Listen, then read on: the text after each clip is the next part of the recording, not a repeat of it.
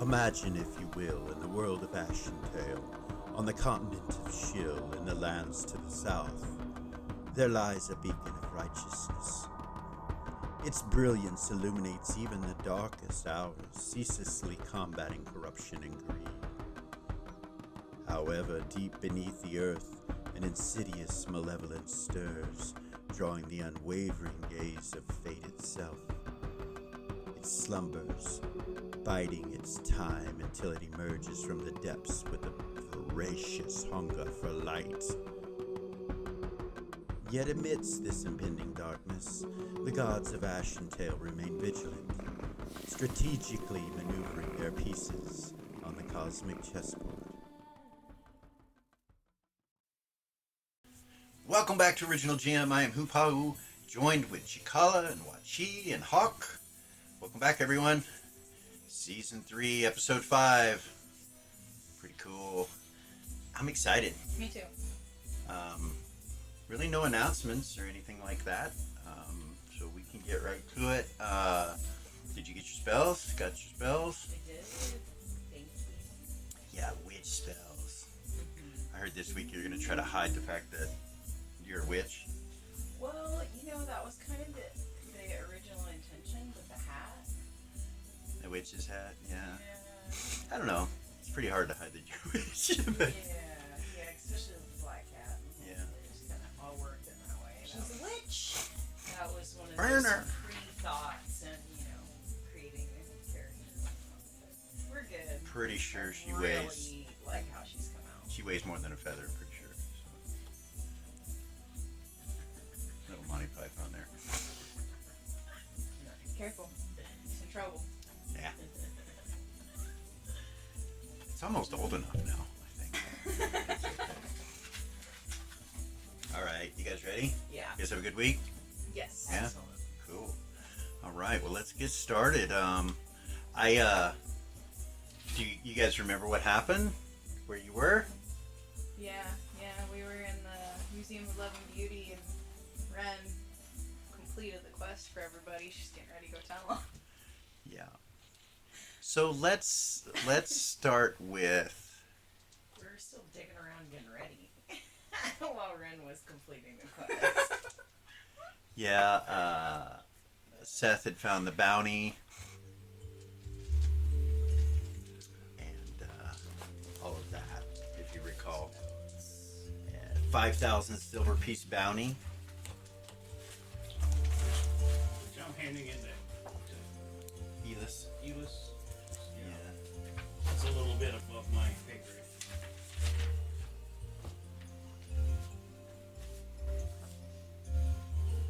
Alright. Yeah, you had gone and spoken with the curator, Lauren, Yeah.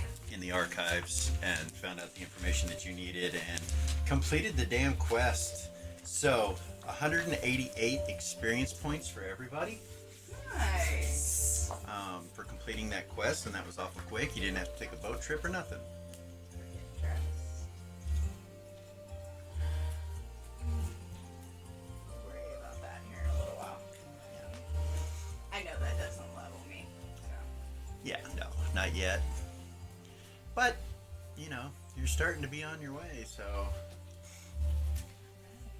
So, with the new system, Mm-hmm. are there any other classes or reasons that you would get a bonus experience? How? No 10% on anything. We did not do that in the That new was system. one of the things we hadn't discussed, so. Experience. Everybody's the same. Is what it is. Where reflections of experience will take place is people that are dual classed. People that are single class will level, and people that are dual class won't. Kind of thing. You'll have to wait. It's doubled up, so it's slower to do it that way. But, yeah. The bonus of that is that learn skills and weapon skills, you have more of those. So it's, in a way, it's kind of like already leveling when you start out, but, yeah. So, let's start with Renara. You had completed the quest, and Do you tell the rest of the party? She would. You know. She would go to the rest of the party. Are they all in that main gathering area in the museum? So they are. They are. They're all in the main hall. Okay, so she'll walk in. She'll be like, I think I know where the boat's going, you guys. I haven't told Elis yet, but I wanted to let you guys know before I telepathy them. It's going to Elder Pass.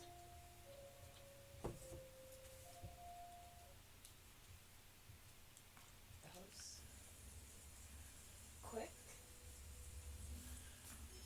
So I'll Go. let him know and let Gabor is like, you're sure?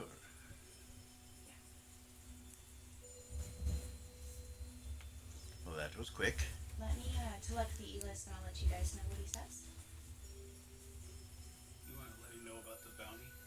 Yeah, I can do that. Who's it for? It's for the first mate. Pregnus? First mate Yes. Pregnus? Yes. She'll telepathy Elis. Elis? Yes. I do believe the boat's going to Elder Fast. But you knew that already. Yes, I did. My brother asked me to tell you that he found a bounty on the first mate Pregnus box as well. Interesting. So did we pass? We will see.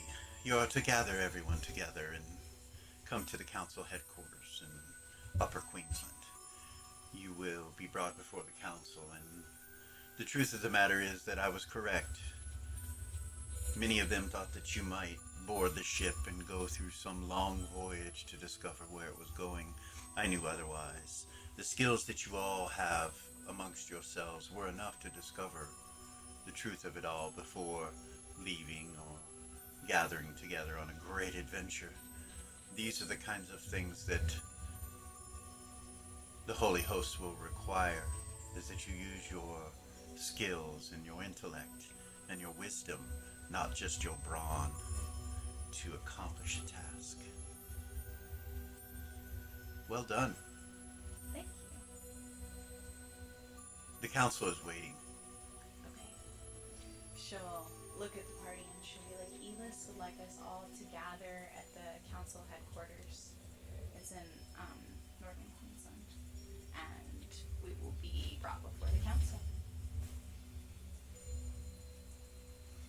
Mm. We should all probably head that way. I follow you. Okay. All right. You guys head that way. It's up in northern Queensland, so you're down at the Museum of Love and Beauty, and you have to head north, and you go through town. It's nighttime. You make it across the city uneventful, and come to the council chambers, the council headquarters. The road goes around behind the structure, and it's up close to the palace itself. And the road that leads up to it, as you walk up, you can see a massive archway with a doorway and two torches, two lanterns lighting up the front of it. And your party comes up, and the door opens. And no one's standing there. It's just a hallway that goes straight to a staircase and then another direction to the right. As you guys kind of look in, you can see that the light's coming from this direction, almost like it's a pathway to go. So what do? There's a door to your right. Eden will walk in first and go this way. Go this way? Okay. As you come down into the room, the council chamber appears, and they greet you. Naz is sitting at the head of the table on this far end. Elis is sitting over here next to his brother Hookleaf. And you guys start to gather in and sit in seats.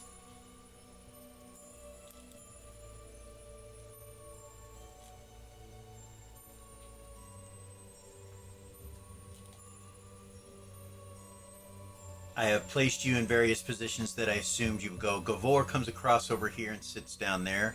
Okay. That's fine. Where you put her. Okay, Eden, and then Kara and Zumbar. All the council's here. The sheriff is here, and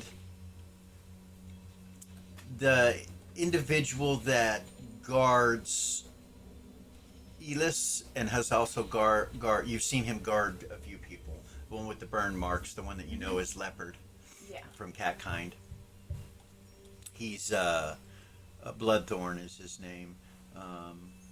Aranea Bloodthorn, and he's sitting in this corner next to Zumbar. There's a chair between you, and then the rest of you, Doll, you come and sit next to the druid. Timmy, Seth, Ren, you sit next to Nerva. They all smile at you and everything, and everyone greets you guys. Please have a seat. And you guys sit down.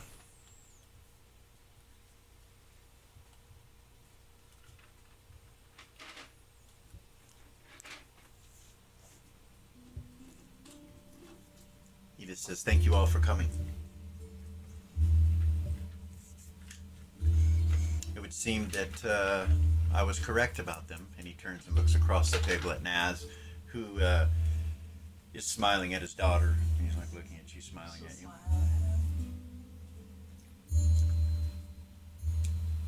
The mage in the corner over here, Galen Ray, he says, well, I did not have a doubt for a moment that you would accomplish this goal as quickly as you did.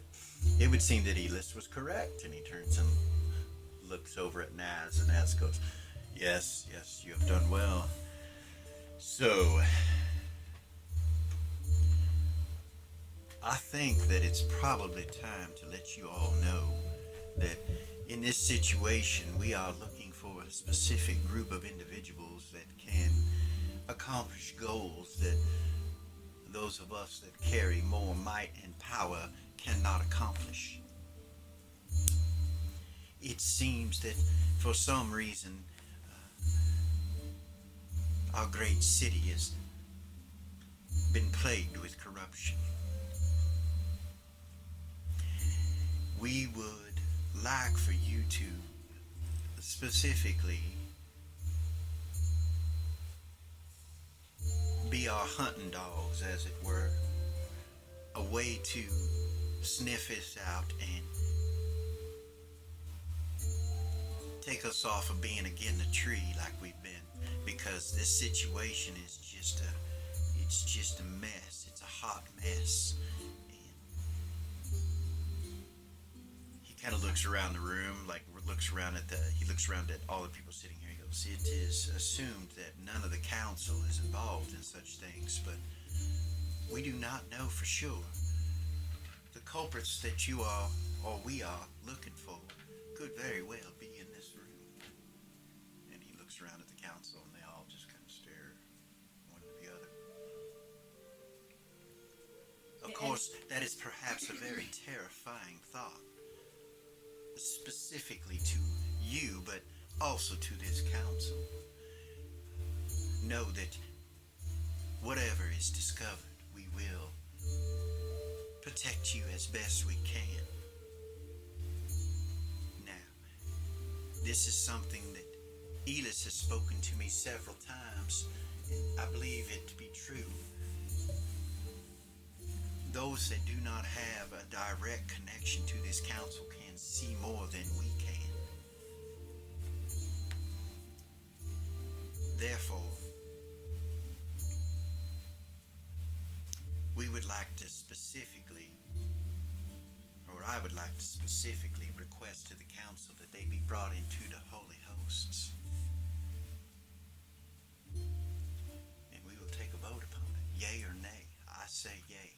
Everybody's hands go up. Not a single person says no. They all vote you. And then he says nays, and there's none. Well, it would seem that your successful mission has brought some confidence to the council, because prior to this they weren't quite sure about some of you. But it would seem that, my dears, that you are the tip of our spear now.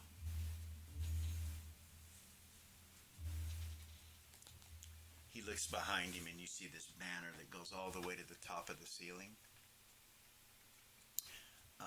And this ceiling is pretty tall. It's about 30 feet, 35 feet. And then on the opposite side behind Hookleaf, you see a banner as well. And written on the banner are these statements. You don't know, they're just all up and down the banner. He says, as our creed declares, we are here to help the people. And we are here to see that law and goodness prevails over all else. Before you leave, I suggest that you read these two banners, because they are specifically your tenants now, if you are to work for the holy hosts. Now, with this comes a few things that you might not expect, as is rank. You are, for better terms, above the law to find out exactly what is going on, something that none of us can do. He looks over at the Hoffling and he says, Sheriff Board here will of course be aware of this, and anything that comes to pass that will be in a negative way and perhaps something you could be prosecuted for does not exist for you. We will specifically, as a council, hold Elis responsible for your actions. And he turns and looks, and they all look over at Elis, and he kind of looks down for a second, like nervous, you know. He kind of looks down. He's like, if I may, I do believe that each of these individuals is aware that going above the law is what we do not want. So let's just try to keep in mind that there is a line that cannot be crossed, even though we speak of it as, in other words, we do not want you in cold blood murder or in thievery and things of these natures. So just do your best to stay away from breaking laws. He looks over at Naz, nods at him. Galen stands up at that point and he's like, well, I think that business has been concluded and we will retire now. If you wish to stay here and perhaps speak with some of us, you may. I believe Elis has something for you to do. And Elis kind of looks around and like, what? You know, he looks around. Very well. Yes, I can take care of that. And they all start to stand up and start to exit and leave. One by one, they start leaving.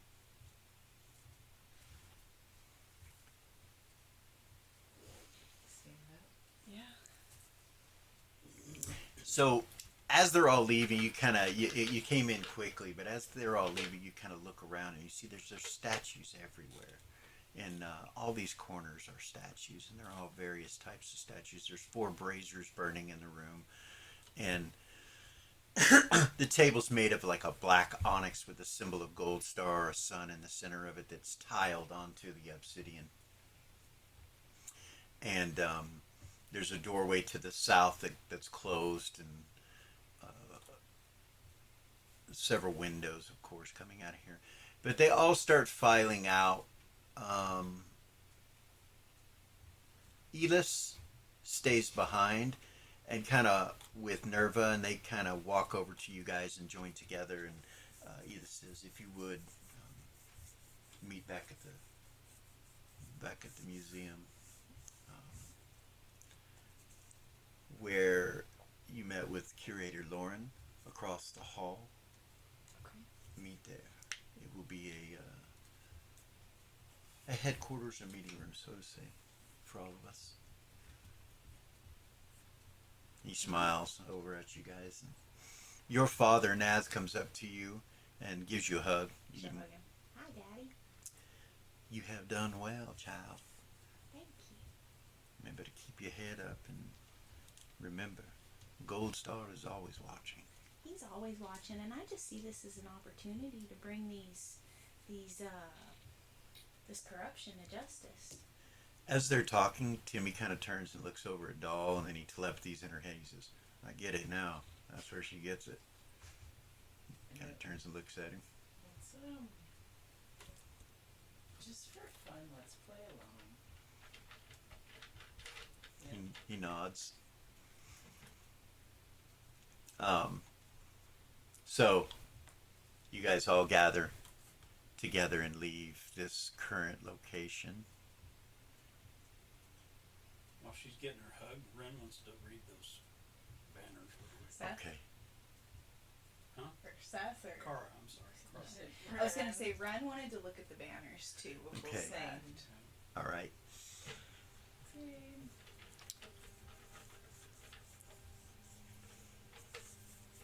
So I will give you a list of these tenants. Okay. For so they're like commandments, so to say. The first one is thou shalt not kill unjustly, and then they go down from there. Got you. Fuck, you got me doing it. Delara will pull out, she'll open her bag and pull out a parchment and an ink and quill. Okay, and start writing them And down. sit down and on the work, on the end of the table and copy them. Okay. This statue that's right behind where Elis was sitting. What Yes. is it? This one here, Yeah. the dog shaped one. It's a It's a dog. dog.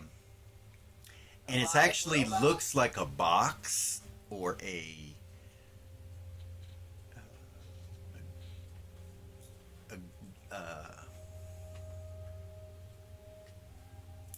coffin, so to say, but not really. It has intricate carvings all over it. Anything that heraldry would help her to identify? I was just curious. From the top, it looked like a cat. That was really why. I So it's a asked. dog. It is Okay. a It's a dog. black-looking dog, Okay, never mind. and it's got gold on it and stuff like that. Its collar is gold. Its eyes and its ears are they have gold in them.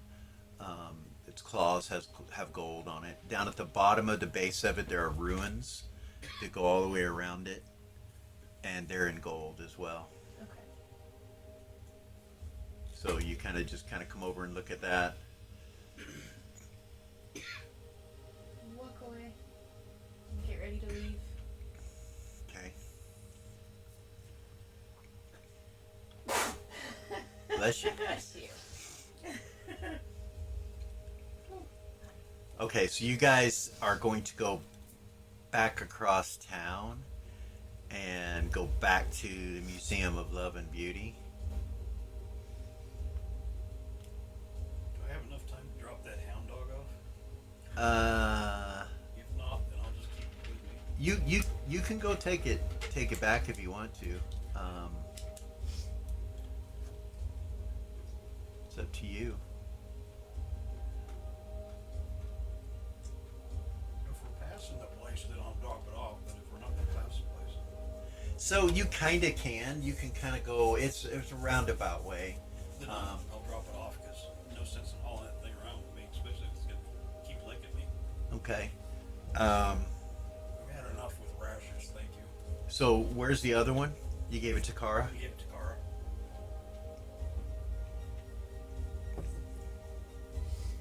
You remember Boo and Blue? Remember Lily, the early days? Yeah. Yep, I do. Those dogs. All right, so you go back to The bounty hunter. the Bounty Hunters Guild, Yeah. and you get there. It's the same guy. You have to go under the dock to get into the room. Right. It's the same guy, and he kind of looks at you funny when you walk in here. Hey, Howdy. I found out I'm allergic to dogs. oh, Can you take that back, or you don't? I don't need the money. I just need to get rid of the dog. where's the other one? I gave it to somebody. Okay, She Well- seemed real connected with it, so he comes over and grabs the collar of the dog and looks at him. He's like, yeah, he does slobber a lot. yeah. He gives you a small bag of 75 silver. He's like, I'll give you a return on this mutt. Appreciate it.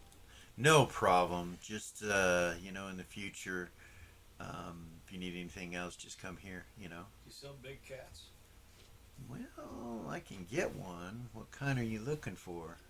Something black. Okay. What do you charge for 'em? Oh, they're expensive, man. How expensive? 3,000 to 5,000 silver each, depending on what breed. But I would say it'd take me at least a week to try to find that. All right, let me think about it. I gotta come up with the silver first. Yeah. Well, let me know. All right, appreciate it. No problem. So did you give her that bounty? Yeah. Okay. All right.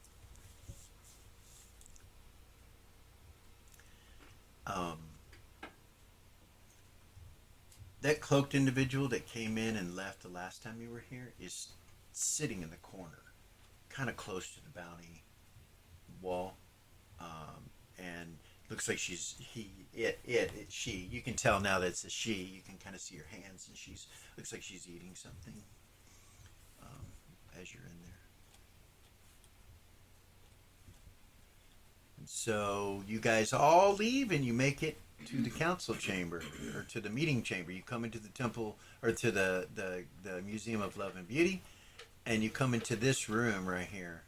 You go to the left and down the stairs, and then immediately to the right into this room. And Elis is in there. Your group comes in. And What do you do, fly? you don't know. So you can see everything that's here. In the corners here to the right and the left are two trees that have golden globes on them that are just pulsating with light, cascading a little light off in these corners. Then there's some chandeliers hanging. As you gaze across the room, of course, you see Elis and Bloodthorn sitting right here at this table. There's a chandelier above the table. It's a round table. You look over in the corner over here, and you'll see what looks like mannequins. Some of them have dresses on, some don't have anything on, some of them have armor. All these stages, you see a couple of scrolled maps sitting on a table over here. You see an alchemy area, you see a couple chests, you see some leatherworking equipment. It looks like it's some sort of preparation type room. Lanterns on the walls. And you guys come in. Sit down. Okay. Who's this, Eden? Yeah. Where does she go?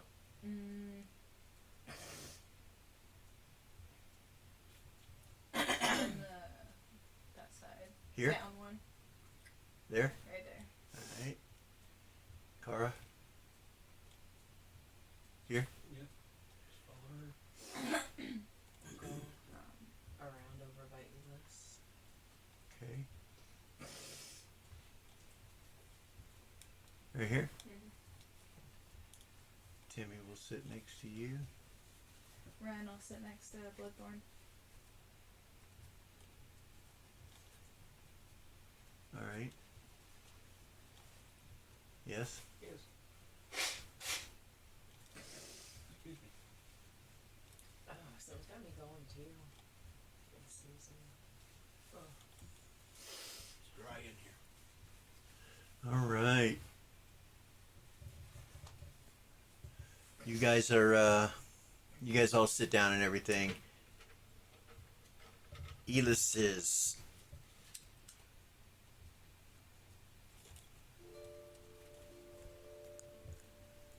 smiling, and he's like, you all have access to anything within this room. This will from now on be the headquarters for your group. There's various stations behind us here. Clothing will not be a need. If anything is required, it will be given or made, or you can make it yourself. Their leatherworking materials, their fabric, everything that is required to keep your group armed and ready. If you have any need of weapons, of course, those can be acquired.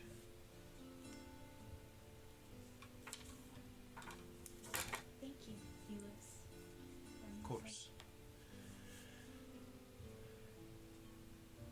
I know that all of you are aware that Gavor has been within the Holy Host for some time. He is in your party and will be accompanying you. You see him nod, Gavor kind of nod like that, and he's like, he has already proven himself many times over. The reason he is with your group is because we do believe that there is a mind mage involved with this corruption.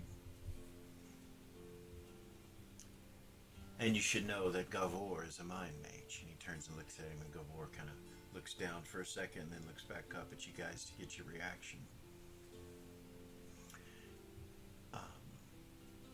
Timmy's like, kind of looks up at Doll like, what the fuck? she smiles. You guys She know. smiles onto them.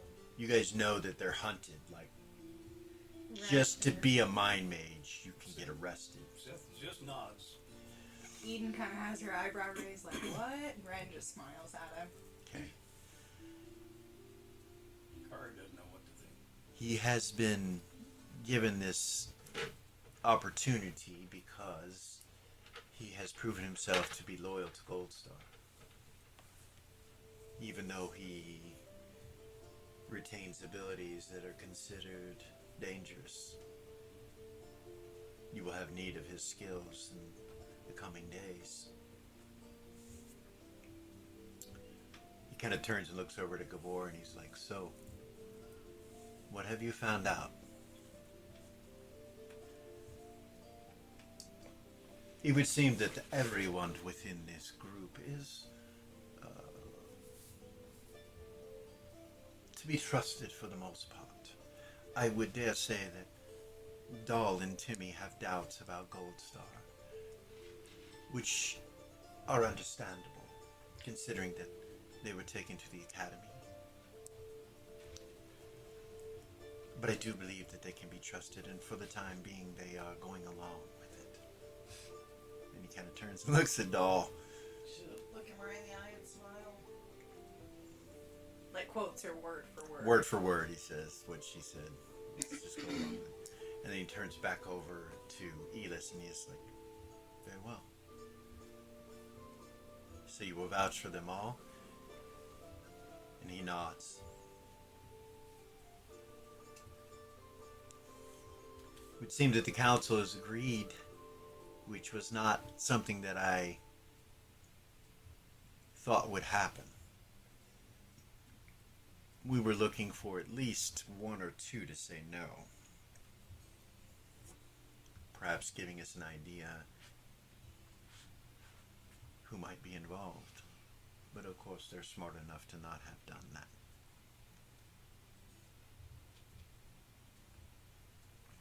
This is a sticky situation. You must understand that this could go much higher than we suspect. It could even go to the crown. Not the queen or king, but Their children are suspect. Most recently, Princess Reva has become the general of the army. We're not sure if she is involved, or we do not know if his or her brother, Prince Vayman Sith, Vayman Amore now, is involved or not. They have just got here, so we doubt that this is the case. I must tell you that we are concerned, because if that is the answer, and that is where this is coming from, we will have a much more difficult time. We are currently attempting to find out if that is the truth or not. The fact of the matter is, it's been going on for much longer than they have been here. So I suspect that they are not involved as of yet. And that is something that we want to keep from happening. The prince has questionable morals, for sure. However, and he turns and kind of looks next to it, my friend here says that he is of the Cat Lord, known as the Siamese, or wielder of the Siamese blade. He will probably stay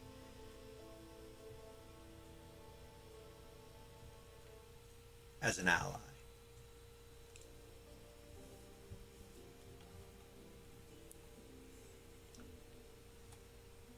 Our hope is that we find out where it is all coming from long before they get involved. The truth of the matter is, Gold Star and his will is all that matters.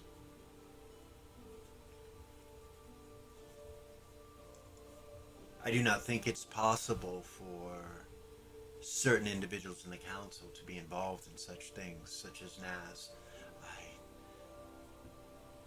or Frederico. The High Cleric is of Gold Star, so surely he is not involved. We are suspect, simply because we are spies, simply because we are the holy hosts, and for so long we have been above the law, so to say. So there are many in the council that think perhaps we are the ones behind this, and that you are merely here to help us hide the fact that we are involved. I tell you boldly and assuredly that I know nothing about these dealings. I am not involved in them in any way. And they are so hidden that even our spy network is having a difficult time finding information out. So I've explained to you simply this. What you have discovered, and that it is going to Elderfast. The divinity stones are being collected for some reason. Why would they be taken to Elderfast? Well, someone hired the good captain and his first mate to smuggle them. Now, it would not be for ill purposes, because these stones will be connected to Gold Star. Everything that is spoken through them would be heard by Gold Star, or the priest that perhaps created them. To put those in the hands of evil minions would simply help the causes of Gold Star. However, it is incredibly illegal, and it breaks the law. Now, whether it breaks goodness or not is the question. This corruption could be in the form of preparing for the great war that's coming. Within the next 30 days, we will be going to war against the Danitarium. Troops are being gathered. The Crown does not believe that the Danitarium's beliefs are good for the world or the continent of Shill. Their abuse towards women and their laws and the things that they do, the slavery, all of it, will be abolished. According to the council and according to the royal house, this is the first goal in the war, is to destroy the Danitarium. And they are located just north of us and to the west, to the west. So you will start to see movements of troops, and we will be going to war soon. I don't know the exact day, but it will be a massive assault, which requires a massive amount of money. Funds and wealth are of the utmost importance to the crown currently, which may explain the illegal activity, the desire to gather as much wealth as possible for the coming war. So as you can see,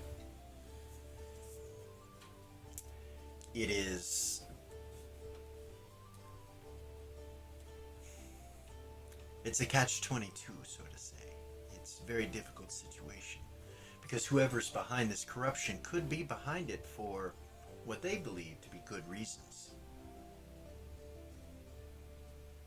Does it still make them bad? It does not make them bad, love, but it does make them breaking the law. And without the law, we have nothing.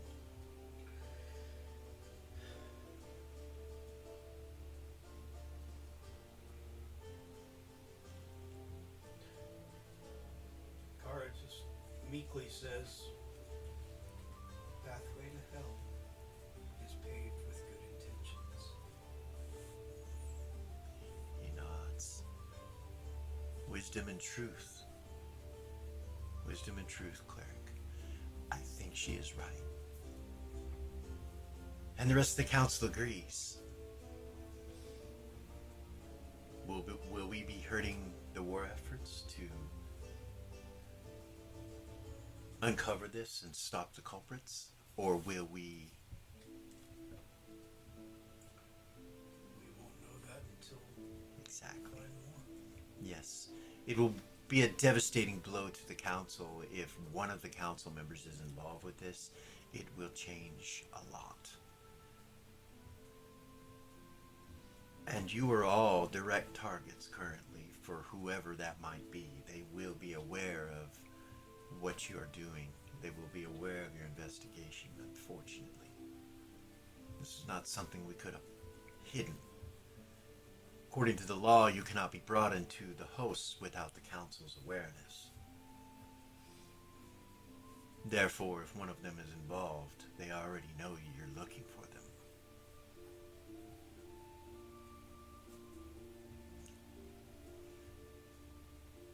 Council is too powerful for even Galvor to see through their minds. This must be started on a smaller level.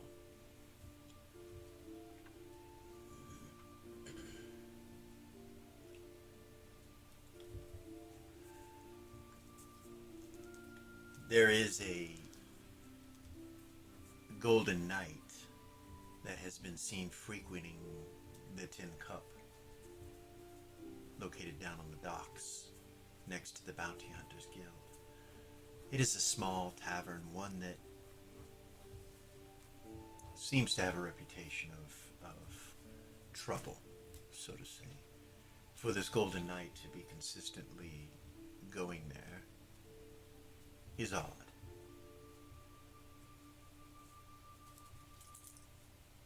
His name is Randall,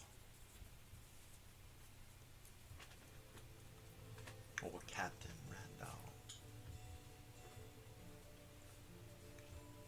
Captain Randall works at the Golden Knight Academy. Eden, you know exactly who he is. Mm-hmm. He's a nice guy, wonderful individual, very, very loving, very kind, good guy. You know that he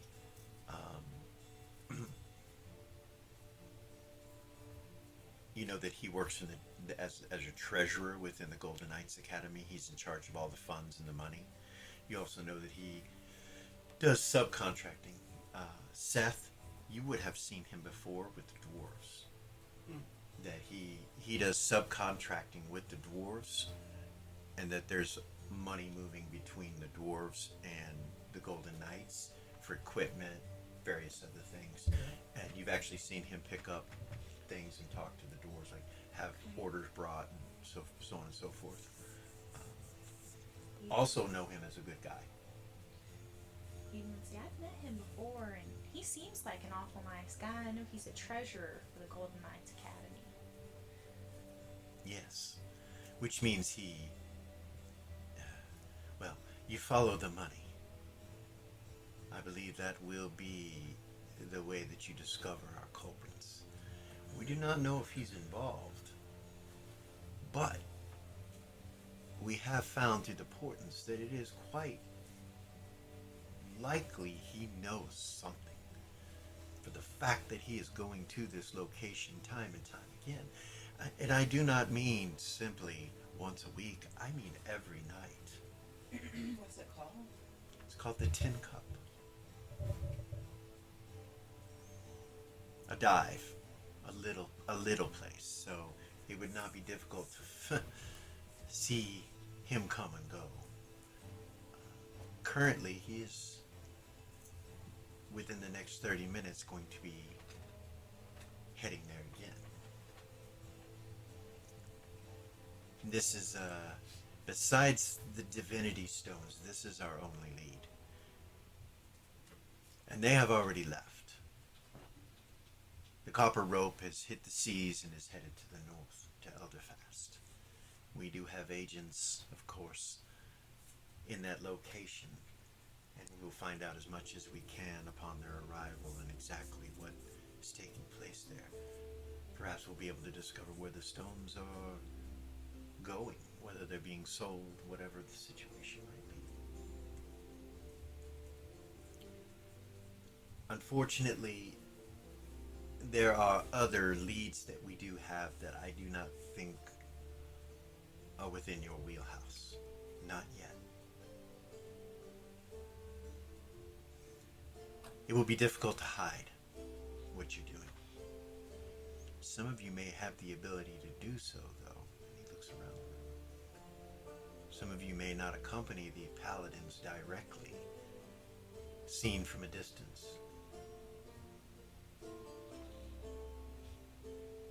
Perhaps you will discover a way to gather information without being noticed. I do believe that some of you have those skills. I will leave it up to the rest of you as to what exactly you're going to do at the Tin Cup and how you're going to approach this. Nerva has said that you are quite capable. He looks over at Rin. Of using the archives, speaking to the curator. I do not believe that it is a danger for you to do so, so you must keep that in mind. There are other ways of gathering information that may be dangerous. Within the Companions Guild, I do not fear that anything will take place. As far as the bounty, and he holds up the bounty, you still have the one he gave you. It would seem that the price has been placed upon the head of this individual. She'll take it out and set it on the table. She doesn't want to carry it around with her anyway. Pregnus Vox works directly with Admiral Brixer, the Councilman Brixer, the dwarf.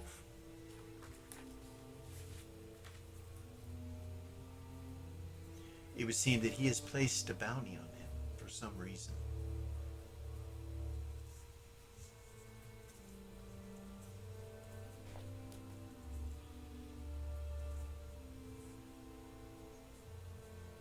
For what it's worth, it's quite an expensive bounty for such an individual, but no one has taken it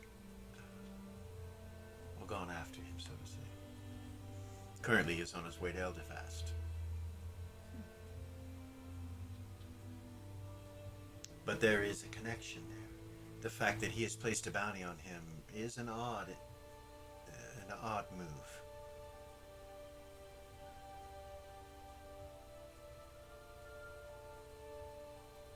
I'll leave it to you to discover perhaps the reasons why.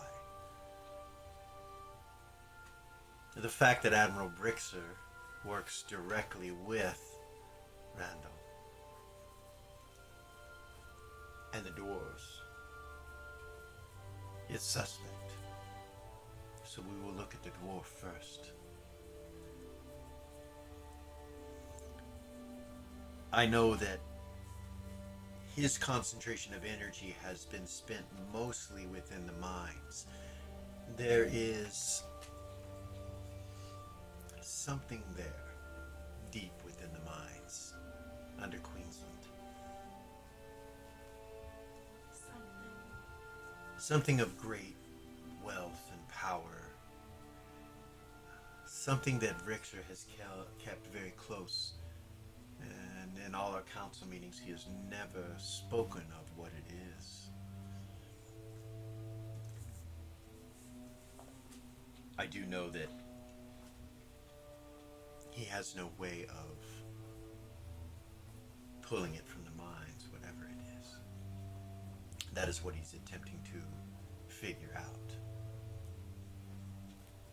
Meanwhile, normal mining operations have continued. There are various things that come out of the mines of Queensland. Every form of wealth that you can think of is down there. It is as if the underground within Queensland is just littered with veins of gold, silver, platinum, copper, gemstones, various other things.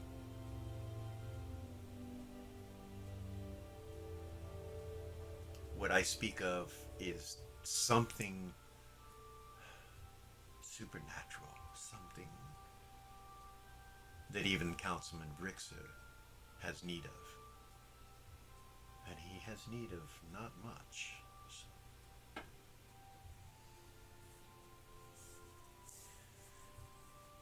We do know that Randall has found his way within the mines with Rixer a time or two within the last few months. So perhaps he knows something as well.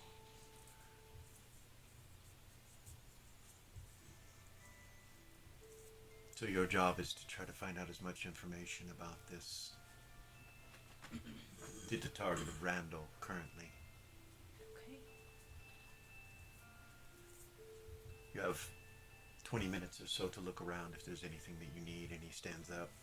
Do you have any questions?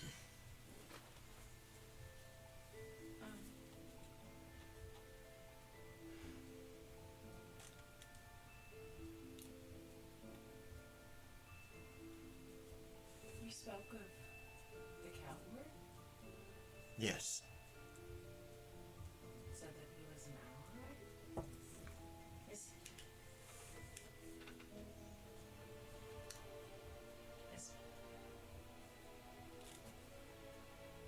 Forgive my ignorance. Being in the academy for so long and not really knowing much, but his name was mentioned earlier and I'd never heard it before.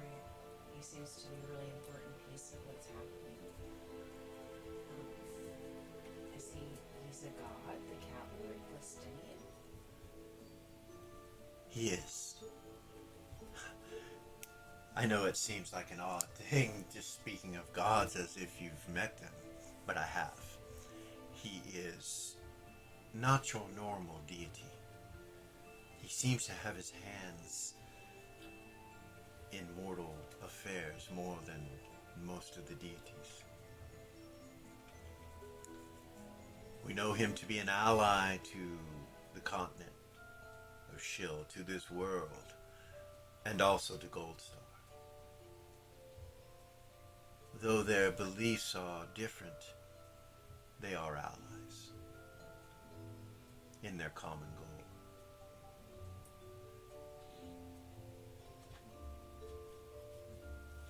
Perhaps Aranea could tell you more. And he looks over at this guy and who you've never heard talk. Not a word. Not a word. And he looks at him and he kind of just stares through you when he looks around the room and he's like, the Lord of Cats.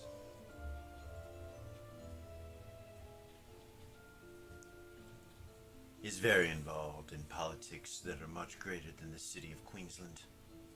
However, it is prophesied that the Chosen One will come through here. All of us of Catkind have awaited this moment for some time.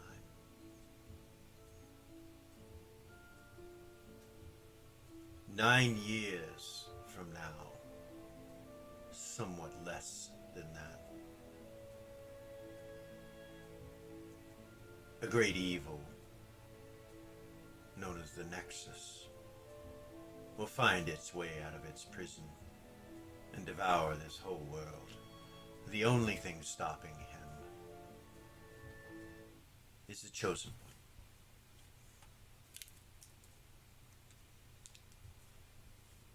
And the Chosen One's existence should be kept secret.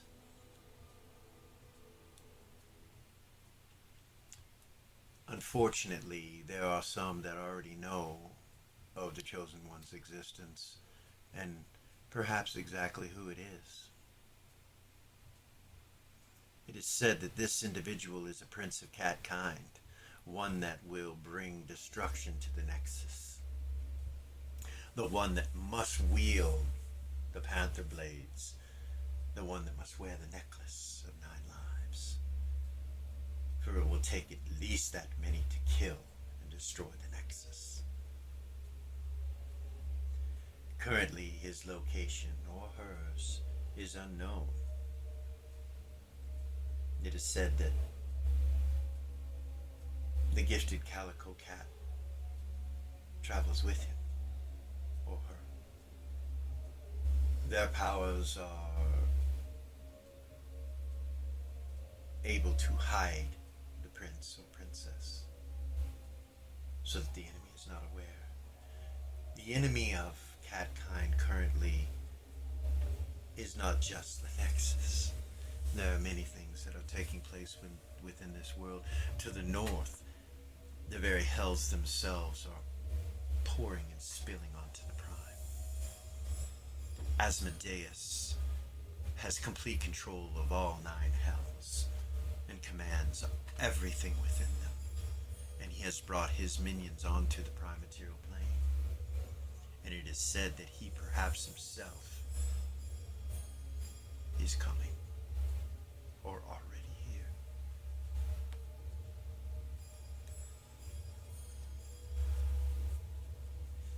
There's more I could tell you.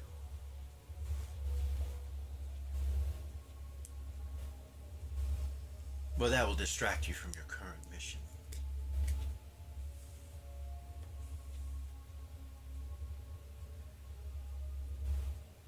He kind of turns, looks behind him, looks at all the equipment and the walls, and he's like, this stuff is really not going to help you much.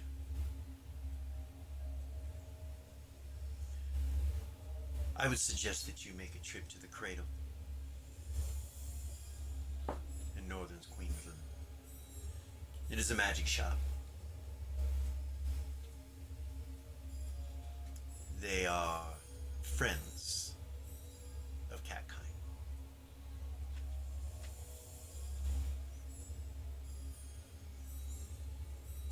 Turns and looks at Elis, and Elis is like, yes, we don't want to get you distracted too much from your current mission, but yes, there are other things happening. I'm not quite sure that you needed to know that the hells themselves are pouring onto the Prime, but evidently you know now. The north is changing, but we are in the south, where the light of Goldstar will burn through the evil. chaos will be submitted. Praise God. Praise Gold Star. You hear? Gold star. You hear Zumbar go, whoa, praise Gold Star. We go now. Elis looks at you all and he's like, we have things that we must attend to currently.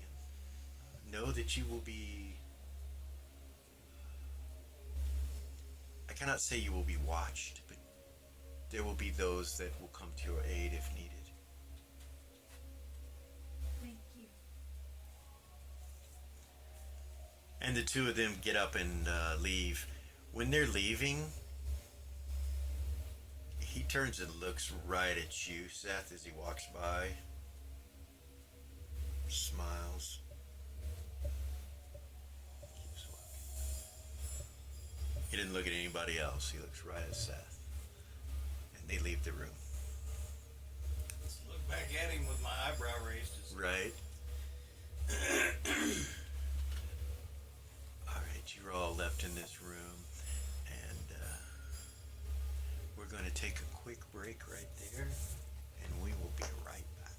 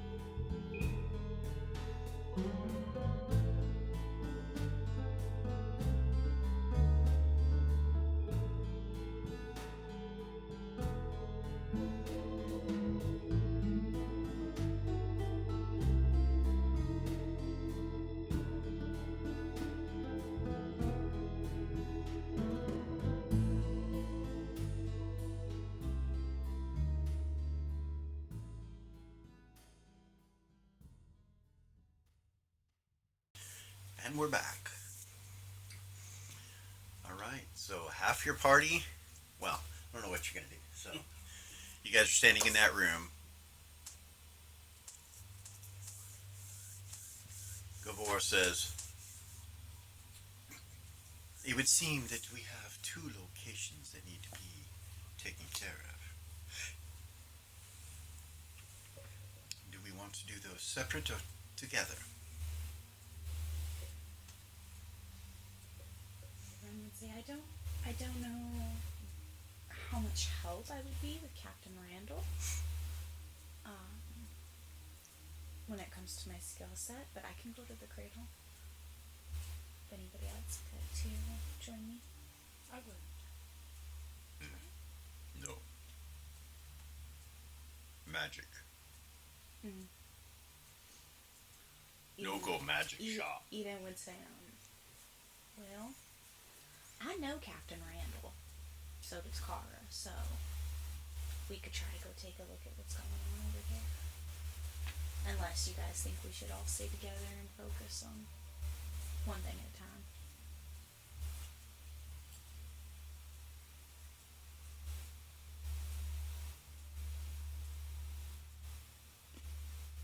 I can accompany Renata to the cradle if perhaps Zambar can go with you. Eden.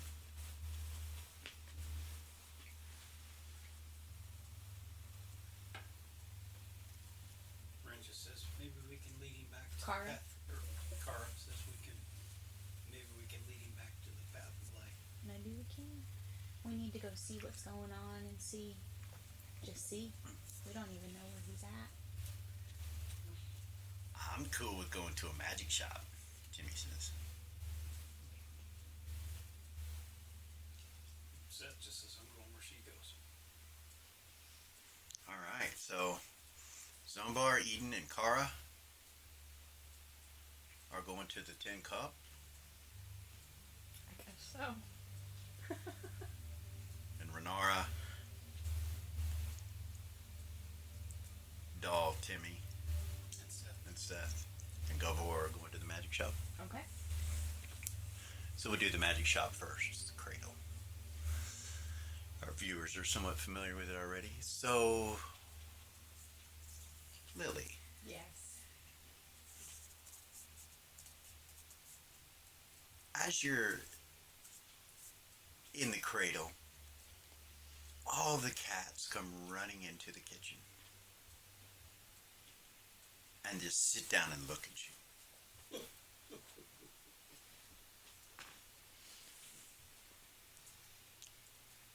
And I didn't hear you say, here, kitty. The black one comes over and rubs around your ankles and then runs out of the room, and the rest go chasing him quickly out of the room. I'll walk out there. Gorgain's like, Somebody's here. alright. I'll walk out there. How Okay. long has it been?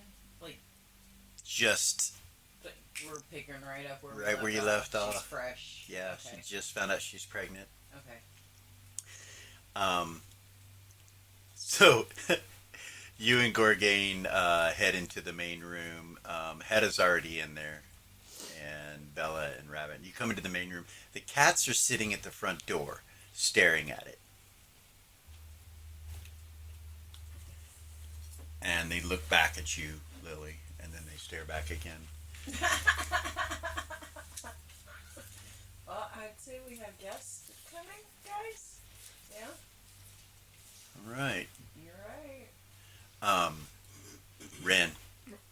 You guys make your way. Ren, Seth, Gavor, Dahl, and Timmy make your way to the cradle. You come up to the front door, and what do you do? Walk in. Okay. Ren will walk in first. So you see Ren walk in. Beautiful, beautiful, beautiful woman. She walks in. You see this short little elf, fiery looking mage like elf with this huge barbarian standing next to her.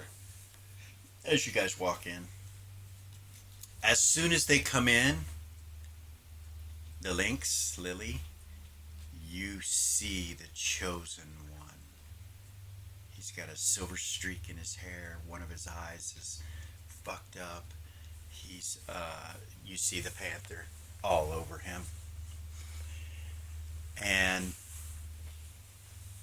you don't see anything else on the others. Like, it's like they're undetectable. As you're looking at them, you see nothing. But you see that on him. You guys walk in. See this 15-year-old kid. He kind of looks around there. When you guys walk in, this place is just covered with magic.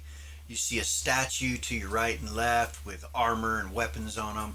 You see a horse statue with the cats are all in front of you, just sitting there looking at you. Seth, they seem to be staring at you, and they come over and start purring around your feet. Scritch. There are 6 of them. Kitty kitties. Your cat is still at the thing, so you don't have to worry about that. My cat. Doll, your cat greets them, jumps down and starts greeting them, and they all greet the cat, and they greet you, and they come around you, Rin, and kind of greet you as well. Timmy's like, what the hell? Kneel down, scratch him, stand back up. Timmy's like, Scratch him in the somebody chin. likes cats, Timmy says. Who doesn't like cats? Ren wants to- Gavor kind of stares across at you all and steps forward, and he goes, greetings. Greetings. Welcome. Thank you. Pardon our rudeness. Hello. What can we help you with? I don't know, Timmy says. I don't know. And Gavor's like, well, we were, it was suggested that we come here. So we are here. I am Gavor. Greetings, before I'm Lily. This is Gorgain. Big barbarian kind of waves at you guys. Hedda, Rabbit, and Bella. Rabbit can help you find pretty much anything that you might need. He steps forward, of course, where you guys are. He's like, hi. Young guy, early 20s. He's like, yeah, anything that you guys need to know about, just let... Meanwhile, you see a monkey jump over to the desk off of Bella's shoulder and kind of look up at you guys. And Gavar says, well, I'm not quite sure why we are here, but I'm sure there's plenty to look at. Behind Lily and Gorgain and Hedda and all them, you see a balcony up above, and you see this huge door that looks like some kind of vault down on the bottom level down here. With books, you see weapons everywhere, and hats, and instruments, and all kinds of stuff. Armor. Ren will walk up a little bit closer and look at Lily and say, Elis told me to tell you that he was the one that sent us. And she'll smile at her. Very nice. Very nice. What was your name again? Ren. Ren. It's very nice to meet you, Ren. You recognize her as a companion. When you look at her, you can see the markings of a companion on her cloak.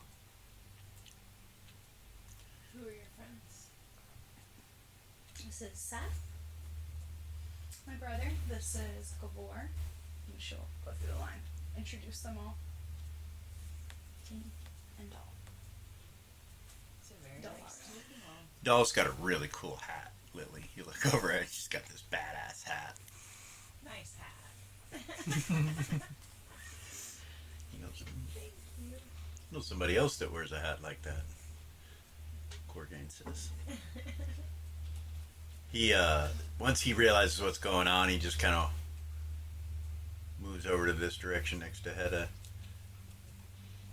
Bella will come out. She's like, yes, if there's anything we can help you with, please just ask, and we'd be happy to. Pricing and stuff like that, we've got everything that any adventurer would need. And she's beautiful, but relatively young. She's in her lower 20s. This is her, Bella. And that's Rabbit. Seth? I believe I have something for you. She'll turn and walk behind the desk. Okay. Okay. Head of The woman. box. Okay, you get the box. The box. Okay. Come back out and look it. Okay. You guys walk up Uh-huh. to the desk. Yeah. Okay. All right. I will set it down in front of them. Okay. This belongs to you, dear one. You see this black box that's got a lock on it, or actually it doesn't have a lock on it. It's got like an indentation that looks like a finger would be pushed into, with platinum. It's a beautiful box, about that tall, real small. So I'll just kind of look it over. You're not sure how to open it. No. Use your thumb in the indentation in the center. Matter which one? You put your thumb on it, and you see magic invoke, and the box unlocks. Cool. Hedda kind of looks at you and raises an eyebrow.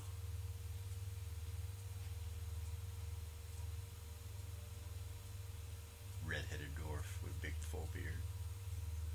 She winks at him. You open it up. Sure. You lift the lid up, and you see this expensive-looking necklace. It has 9 stones on it, with the center stone being a huge emerald about that big. And then they go out with diamonds and sapphires and rubies, and it goes 9 different stones, and it's made of platinum. You're not sure how much this is worth, but you know it's worth a lot of money. You've never owned anything this expensive. You sure that's for me? Absolutely. That's too much money. It was given to me to give to you. It's not from me. You need to put it on.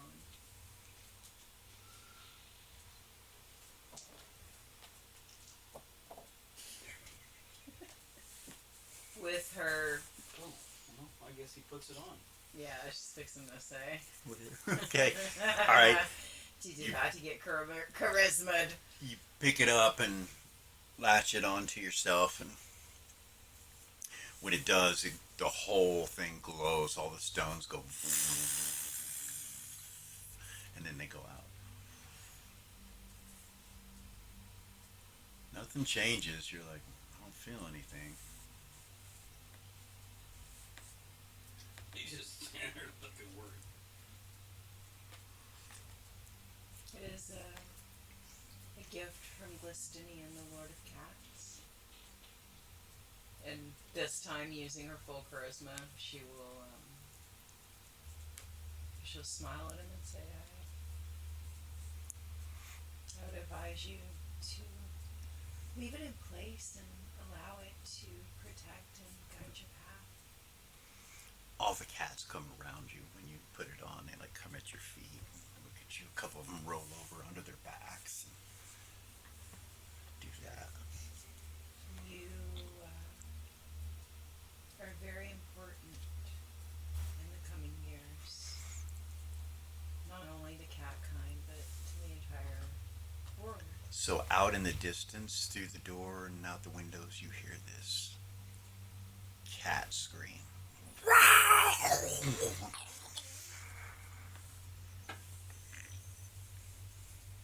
Just one time.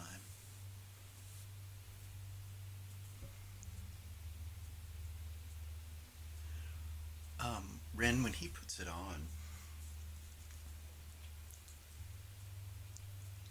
you feel this weird energy come off of him that makes you want to hide.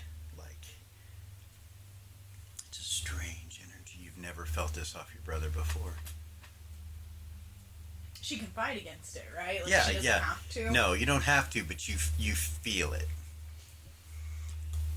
Like, you feel like you need to be submissive. It's this weird Gotcha. energy. It's like a dominance thing. Yeah, it's really Okay. strange. And Gavor's like, what was that? Rabbit goes, I can check. He goes over to the door, kind of looks out.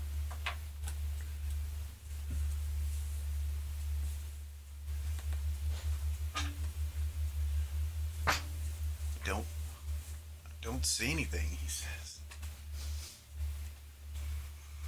You smell Panther in the room. Lily. First cameo is Lily. Interesting. You smell Panther strongly in the room, and you know it's not coming from him. I bathed this morning. Glistimian is out and about. Gavor goes. She'll sniff again. Run to. She'll sniff again and see if she can place it. It's so hard because it's everywhere in the room. You just smell it. You're not Like sure. when if he's around. Yeah, You it's can't smell anything else. right. Okay. All the cats are on their backs with their bellies up, all in the different places in the room now, and they all just kind of go belly up. Rabbit closes the door. I don't know. It's fine. He comes walking back over. If there's anything you need help with, let us know. Gavor starts looking around. He'll go over and he comes to this table right here, where all this jewelry and crowns and different things are, and gemstones, and starts looking over them.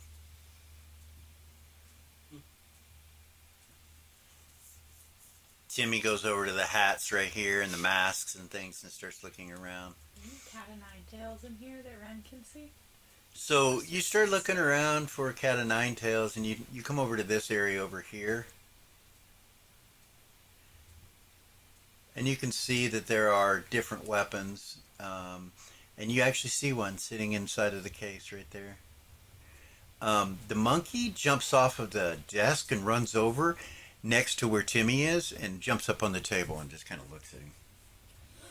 Timmy's like, this monkey's not going to do anything, is he? Only if you steal from me. Oh. He kind of looks over his shoulder back and he's like, well, I wasn't planning on. The monkey turns and looks at you and then looks back at him. His name is Baby. Okay. In the cradle, you hear Gavor say, and he turns and kind of looks over at you. Absolutely. I suppose that is the place for a baby. Doll, you realize you can familiar this fucking monkey at any time. You feel it. You're like, or any of these cats. So she can still only do one at a time, though, right? Correct, until she levels up. But yeah, if you yeah. wanted to switch from the black cat to the monkey, you could. Or to any of these animals that are in here. Yeah. No. Just letting you know. Yeah. Yeah, she wouldn't do that. There are maps. There are, as you look through, you can see there's shields. There's backpacks. There's axes. There's looks like a vampire hunting kit. Little chests. All these are weapons over here on these weapon racks on the far right over here. Just various types of weapons as you look around. There are weapons everywhere. Armor. There's bows and quivers. All these statues that you see are basically suits of armor on mannequins For display. for display. Yeah. I wanted to look at the backpacks. Okay. Over on this side, more weapons, and there looks to be firearms over there. Over here, some wands and staves and different trinkets and cubes and all kinds of shit. Yes. What's a firearm? Well, you would know. You'd know what a firearm is. Black powder is a thing. So down in Queensland, So you're aware that there are firearms. There's a harp, bunch of books. Is there an Ren eye? will walk over to where the masks are. Okay, is there a what? Is there an eye? An eye? Something I can replace this with? Oh, you think, you don't know. You can look around. There might be an eye patch. No, I was looking for an eye. Ren, when you go over, you see an eye patch sitting with the masks. Is that a cat mask? It is. Oh dear. You gonna hide that pretty face? No, I'm just curious. She would say, "What is this?" Look at that. And you're looking at the mask. Rabbit will come over there and he pulls out some scrolls and starts looking through it, and then puts them up and brings out a book and starts thumbing through. He says, "Just a second." I mean, it's relatively new for us right now, this kind of stuff. And he's like, Old type database. looks like that's 9,000 gold pieces, or 9,000 silver pieces, sorry. And I believe you could take the form of a cat with that. Various forms, from what it looks like. Dolly will walk over. Okay. Do you have anything else that's connected to Plistinian and Cat's kind?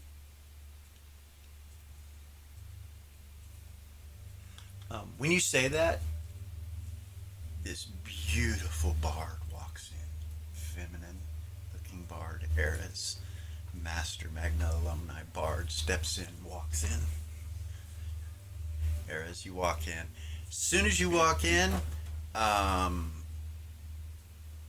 you smell the cat lord. You see Lily and Organ. Hey, hey, love. How are you? I'm good. How are you? She'll walk back there. Rabbit looks at you. He's like, I'm not sure. I'll Lily? She's asking if there's anything from the cat lord here.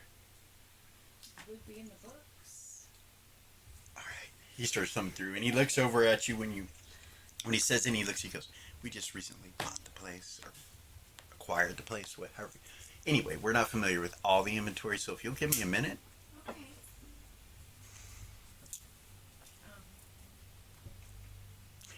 This bard, dressed all in white.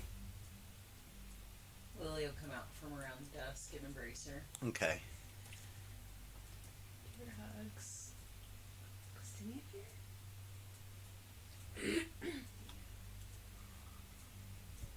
Chosen one, she'll whisper. Okay. Chosen You one. guys hear a whisper. If you want to try to hear noise, you can. You are all within range. Yeah, Ren will. 25 feet. You're within range. Anybody else? Anybody else? I'm busy. Not Ren Okay. missed it. I'm gonna look at that eye Dolly patch doesn't though. have that. Okay. You look at the eye patch. Yeah. It's got a little ruby in the center of it, and it's made of black leather. Well, matches. But he's busy. Rabbit's busy, so I won't bother him. He's thumbing through the book right now. What's all that stuff in the corner over there? Over here, Uh-huh. so that's the back room. This is a Oh, okay. doorway. You Okay. really can't see that. All right.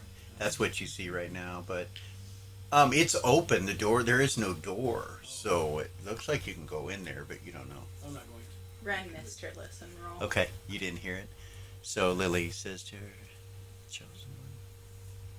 But I have great news. But you can't scream. What do you mean? I'm pregnant. And she does. She She screams. screams really loud. She screams. I'm reaching for my She sword. grabs Yeah. her and Starts squeezes hugging her. She straight up puts her hand on your belly.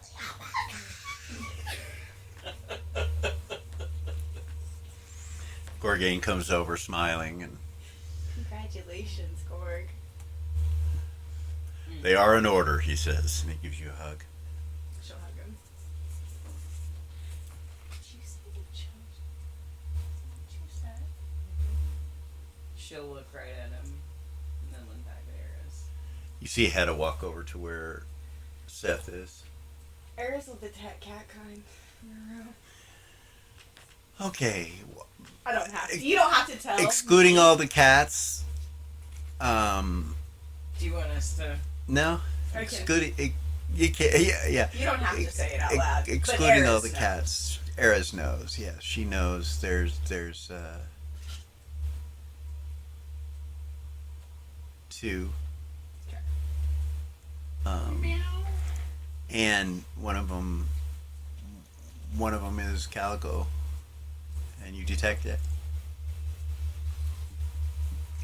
Seth, Sir? as you're looking at the eye patch, and the dwarf walks up to you, and he's like, "So, you from Queensland?"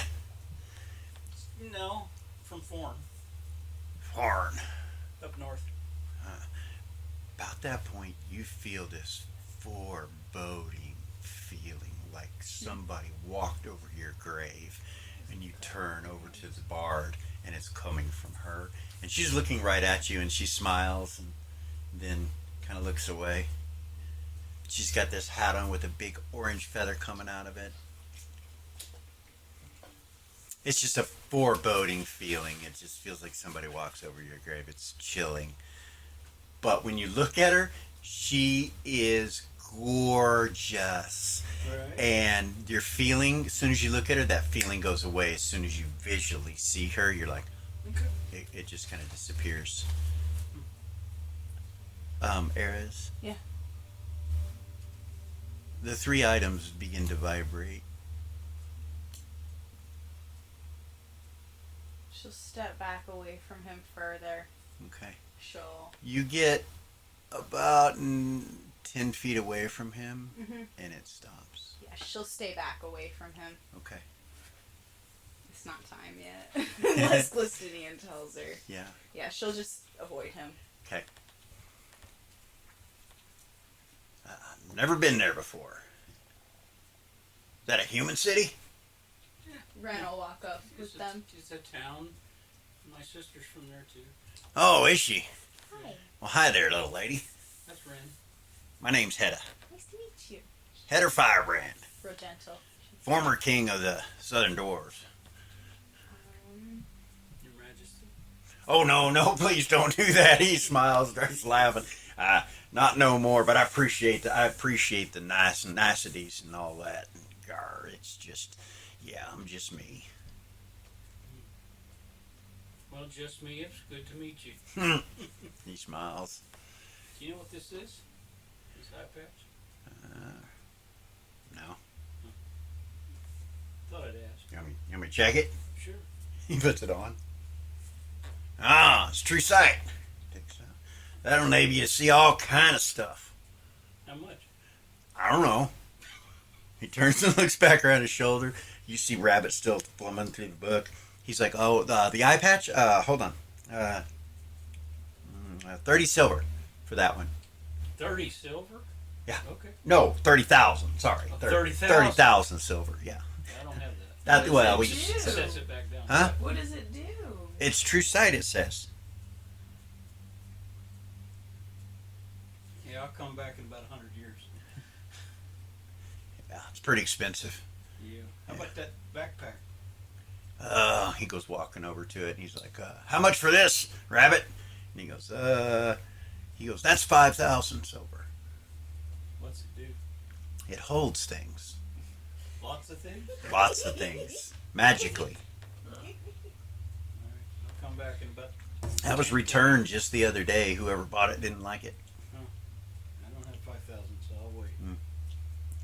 Gavor goes, if any of you require or need a loan, of course I am willing to provide those services.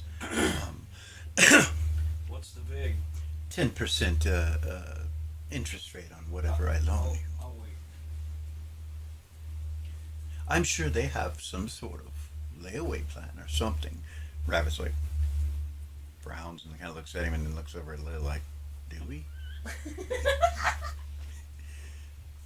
And Bella goes, yeah, we probably could do that, but it would be about 12% and you would need at least 10% down. I'll wait. Real wink at her. She smiles at you. She goes, Rabbit, this is our job. And he's like, okay, all right. Bella goes, so what are you looking to spend? Perhaps I could help you find something that you're looking for. Gavor picks up one of the crowns and takes it over to the desk and sets it down and says, I would like to purchase this. Can you give me a price? And Rabbit starts looking it up.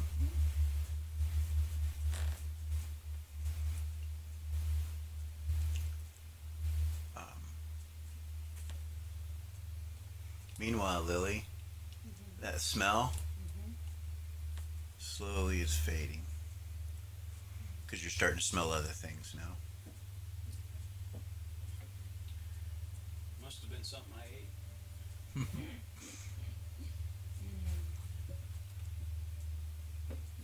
I'll just look around. As you look around, you realize that you do realize this is a high-end Yeah. shop. Like everything here is We- fucking we- outrageously expensive. We don't have the money to buy anything in this shop. You probably don't. As you start to look around, you realize you don't have the funds to purchase anything. Gavor says, or Rabbit tells Gavor that particular crown that he's wanting to look at, that circlet, is 35,000 silver pieces. And Gavor's like, very well. Do you take markers? And Rabbit goes, of course. I'll try not to choke. Okay. He pays the money, and then he kind of turns and looks back at you guys, and he goes, what we are doing does pay well, by the way. I know that was not mentioned to you all, but you should be able to purchase that eye patch within 30 days. Then I'll come back in 30 days. He nods at you. I don't like owing money. I understand. Hedda kind of walks over to Lily, and he's like, they don't have any money to buy anything.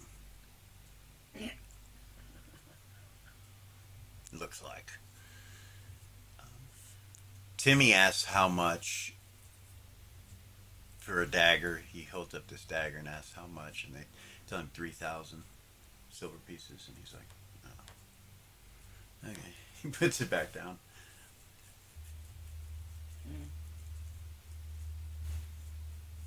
What do I do with that box? Keep it.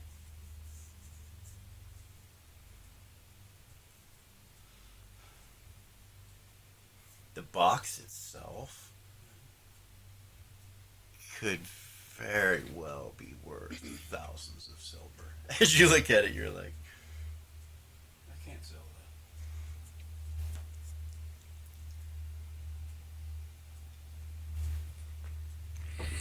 it's got platinum on it. You know, it's nice. It is very nice. I thank you again and I offer a bow. You can thank Glistinian when you see him. But you're welcome. Gavor turns around and he puts the circlet on after he pays him.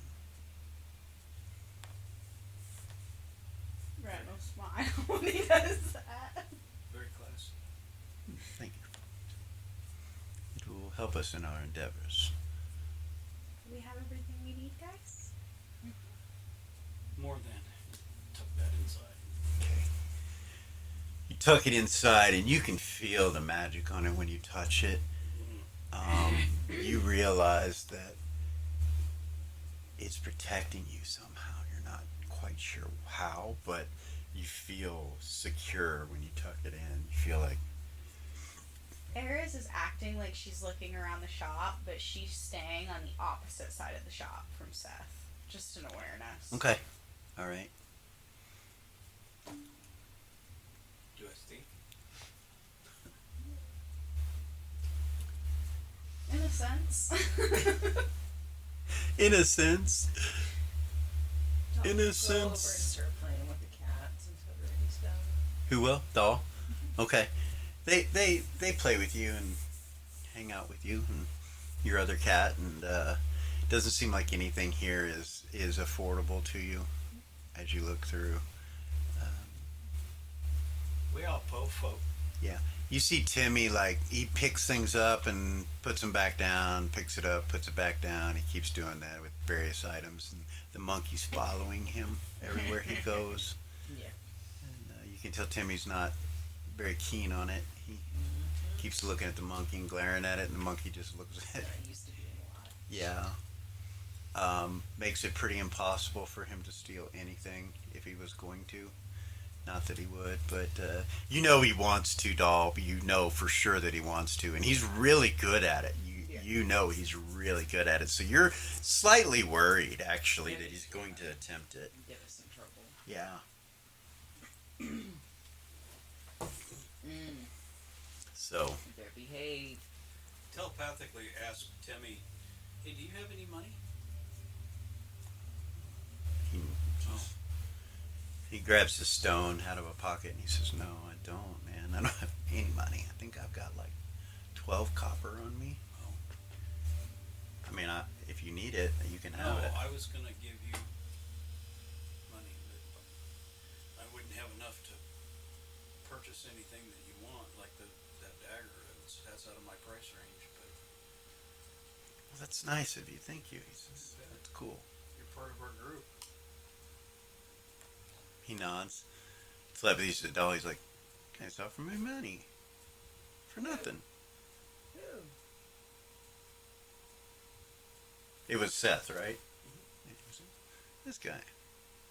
Not too bad. Maybe it won't be too bad after all. Hey, a little word of advice. Yeah. Stop nodding and pointing when you're using telepathy. Oh. Oh. Try to act like you're not talking to me. Oh. He looks back forward again. The monkey's looking at him. He's like, he kind of puts what he has down and walks back over to where you guys are all kind of gathered. And he's like, yeah. We'll come back and go shopping.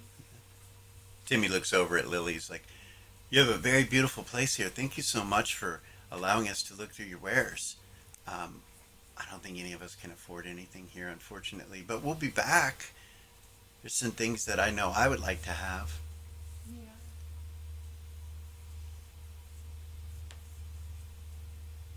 Well, we will be here. We're not going anywhere. And you all are welcome here anytime. Gavor walks up kind of close to you and he nods and he says, "Thank you very much. I will find some use out of this." You're welcome. He looks around. "Are we all ready to go?" Randall nod. And your name was Lily, correct? Yes. Yes. Well, and Rabbit, and what was your name, love? He looks at the Bella, and she goes, "Bella." He's like, "Bella." And then Heta, or Heta? He's like, "Heta." And then Gorg, right? He's like, "Yes, my friends call me Gorg.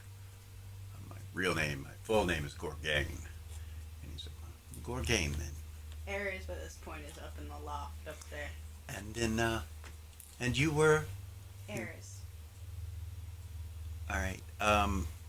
Local history? Seth have that? No? Nope. Oh, and Eris? Yeah. Ren doesn't have So any proficiencies that would be, Oh, I have local. if you have prophecy, any kind of prophetic proficiencies, Oh. or anything affiliated. Prophetic theory. Okay, roll Yes, I have it. local And history. Okay. 18. No. Oh well, I don't know what your check is. Ren doesn't have anything like that. Okay. That's over my door. The only thing that's So even you didn't make yeah, it? no, she doesn't have anything like that. So, Ren, regardless with the role, you have heard of her. Okay. She knows who she is. You know she is the prince's girlfriend, but also a very well-renowned bard within Shell. So you would know that. Okay. He's like, "Your name?" And you say Eris. And It's a pleasure to meet you, Eris. Thank you all so very much. You're so kind. Rabbit says, "Thank you for your purchase. We appreciate it. Come back when you guys want to, anytime." And you guys exit? Yes. Exit, stage left. Yeah. That's a You blade guys- dancer spell. Okay. Huh? That's a blade dancer spell. It is. Exit stage slash. I was gonna say the wrong show.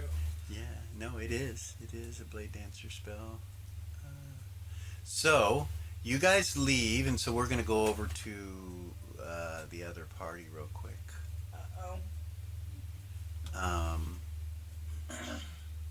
They let the paladin, the priest, and the barbarian go off by themselves.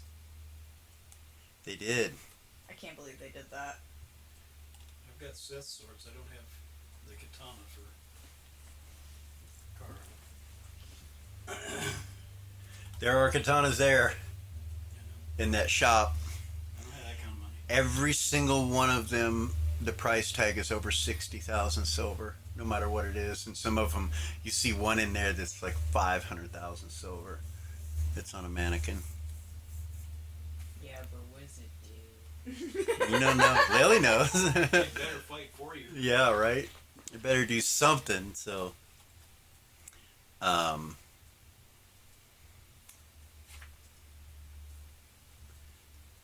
let's see here.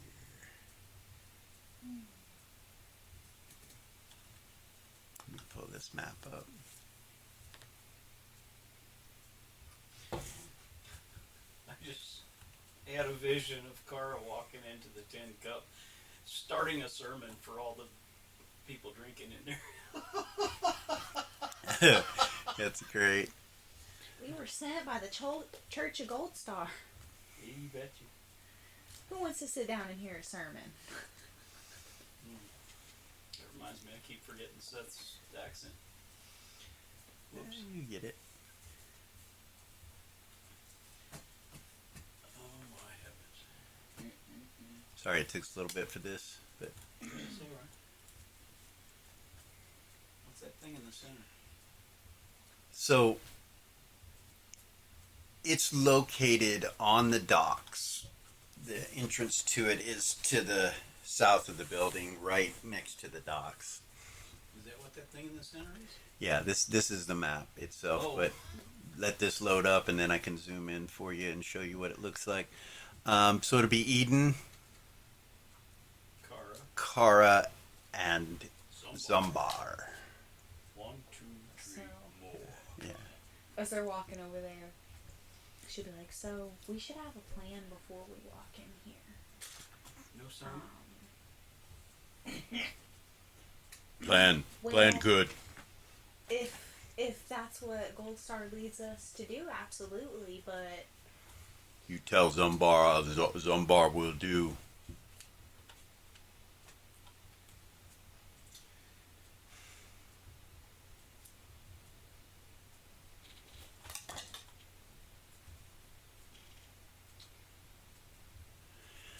And we're going to take a quick break, and we will be right back. Dun, dun. Da.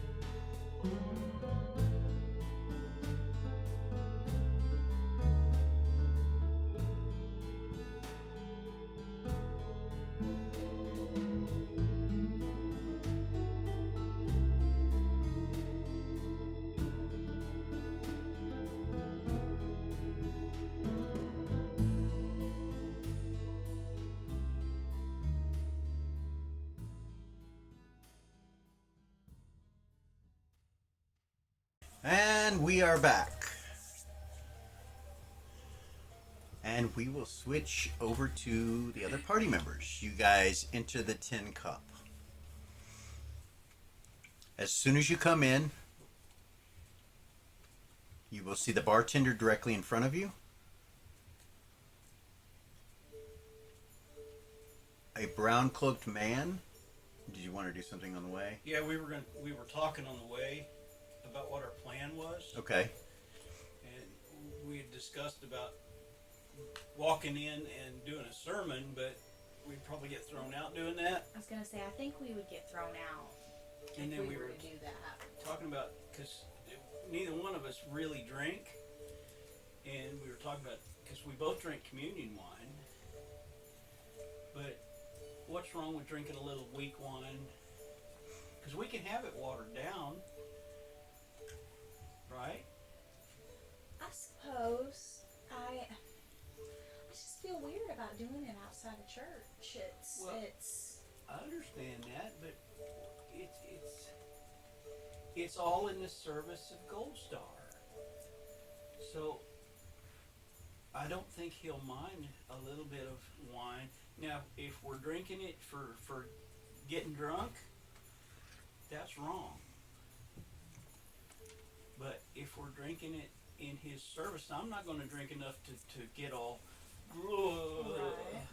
but because that's just silly. okay. But if we drink enough to just be sociable and get information, Right. Couple drink. Some bar drink. Some bar drink a lot. but it's not right to drink lots for just to drink. It tastes good. Why? Don't know. It's okay to drink it for Gold Star, but it's, Drink for Gold Star, huh? Yeah, 2 bar. what do you drink? Anything. Drink all of it. But do you drink to get drunk? What drunk? Were you all swaying around and being No, some bar no sway. Sway. like a tree? Some bar no do that. Well, see, there you go. Well, maybe we sit down and have a drink. This fellow walk in. Maybe he'll start drinking, and we can get him to talk. That'd be a good idea. All right. You guys are talking. You walk up in front of the place. You see the 2 windows with light coming through them. You open the door and go in. And like I said, the first thing you notice is a human male, brown hair, brown eyes with an apron on, standing behind the bar. Between you and him, you see a gentleman wearing a grayish colored cloak. He's got some hard leather boots on that have some spurs on them. He's wearing what looks like piece armor, just different pieces here and there. Could be a bounty hunter, kind of dressed like one, but you're not sure. Over to your left, you see a mage that is dressed in white robes with a symbol of Goldar around his neck. And sitting next to him is a female in white robes with a Goldar symbol. They could be priests, they could be magic users, you're not sure. They're casters of some sort. Over in the corner over here, you see the waitress who smiles at you when you walk in. She's brown eyes, brown hair.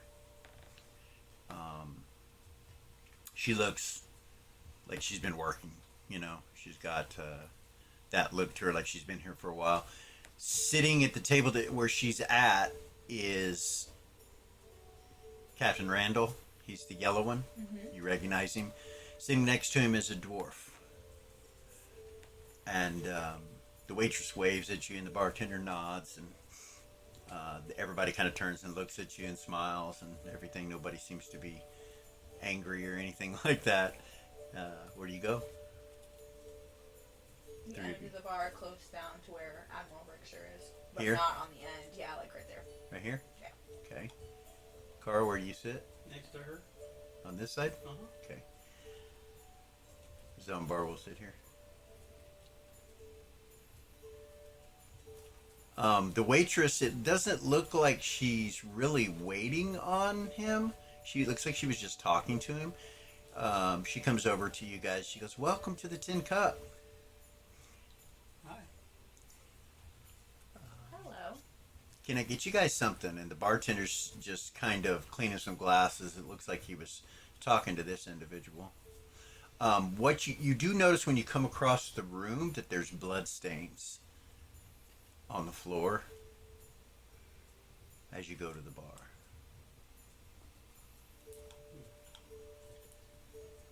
And it doesn't look new. It looks old. You know what I mean? It doesn't look fresh. It looks like it's just stained.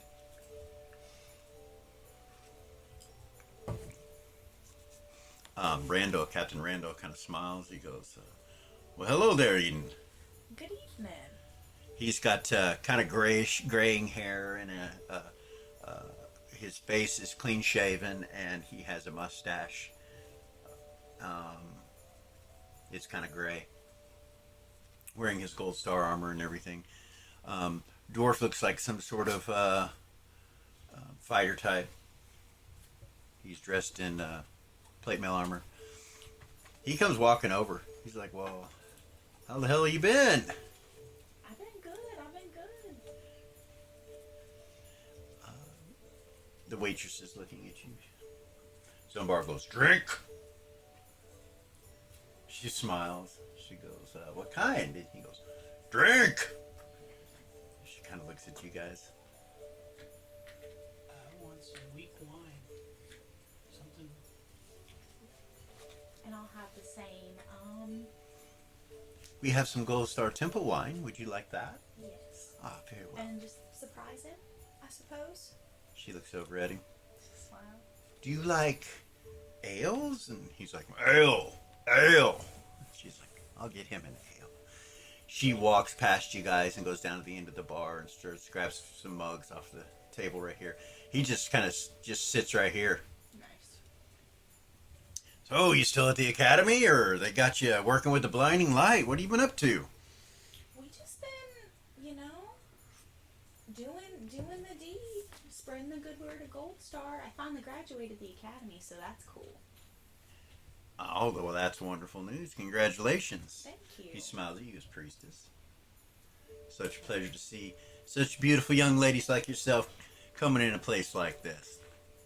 "And, who's your friend?" He goes, "Zombar." It's Zombar. I've seen him somewhere before. Where have I seen you? He goes, "Don't know." "Was he in the academy He was. with you?" No, we met him a couple of nights ago. But he was in the academy and he graduated. Ah, excellent, excellent. Yeah. We met him when he was getting mugged. Yeah, we saved him from getting mugged up the street over there. Dwarf comes over and sits down. Can we offer you a drink? "This is Riegler," he says. Dwarf kind of nods at you guys. He looks serious. He's older too, gray beard. He nods. Well, Well, nice to meet you. He sits down. He brings his drink, and he also brings Captain Randall's drink and hands it, puts it in front of him. Captain goes, "Well, thank you, thank you." "Well, it's good to see you. Good to see you. By Gold Star's light, may your evening go well." Praise Gold Star. Praise Gold Star. So what have you been up to? Haven't seen you in a while. You know, the usual. Taking care of the finances of the Golden Knights Academy. It's quite the job. It requires I'm sure. all my time. And he's so good at it, the waitress says as she walks up behind the bar and starts putting your drinks down. And she smiles at him, and he kind of smiles. And, Could you refill their drinks for us and put it on our tab? "Oh, yes, I'd be happy to do that." And he goes, "Well, thank you kindly. I appreciate that." She puts down a few silver. Okay.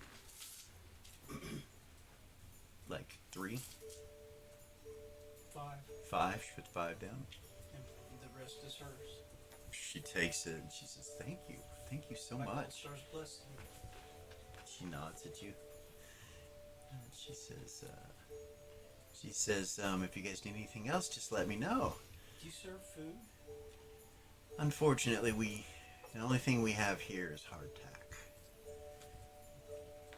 We don't really have any food.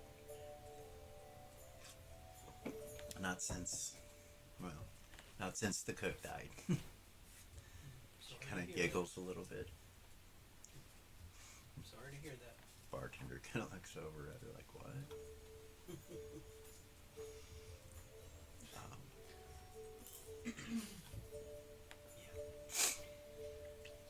This is Lucy, he says to you. "Lucy, these are some friends of mine. Well, I've seen the priestess before, but never met this young gentleman down here. But Eden is Councilman Nazcane's daughter." You see her smiling when he's saying that, and then she goes, "Oh, It's so nice to meet you. well, it's so nice to meet you as well." So roll an observation, if you have it. If not, roll a 6-sider.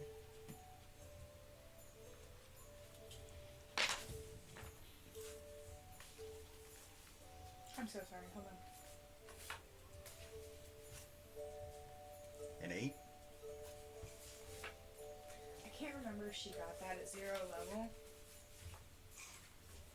I'm so sorry. With an 8, you will notice that makes her nervous. Like she gets nervous when he says that. And you're kind of used to that with people. Anytime that's mentioned, People act funny. act funny. Yeah. He makes me nervous too, but you know what? She doesn't. She smiles. She's my friend. Your father is quite an individual. Oh, yes, he is. Yes, everyone knows who Naz is. It's such a pleasure to meet you. I'm not him. Just No, smile she's at her. She's She'll wonderful. smile at her. Zombar downs the drink, and the waitress fills it back up.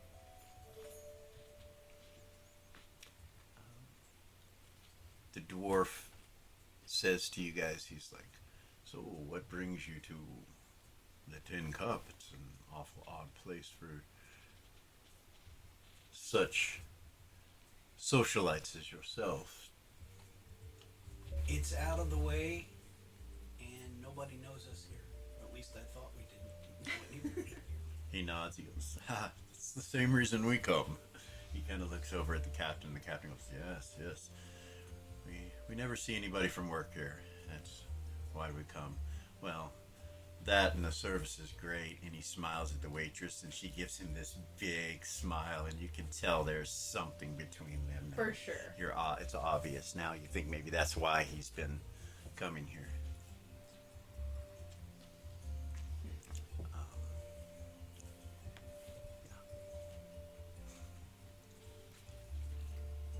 These individuals that are sitting over here, they pay their tab and tell them good night, and they leave. And the waitress, she finds her way back over there. So, as we're talking to them, You can see him like following her with his eyes as she leaves. He just follows her. as we're sitting here, can I roll my gut feeling, non-weapon, to see if I feel like we're in the right spot or on the right track with him? You can't really do it to see if you're on the right track, but you can do a gut feeling. Just check what's going on. Yes. I made it. The only thing that's odd is the guy talking to the bartender. They stopped talking when you guys came in, and they're just standing. The bartender's standing there looking at him, and he's looking at the bartender, and he's drinking, and For their telepathy. they might be having a conversation in private somehow.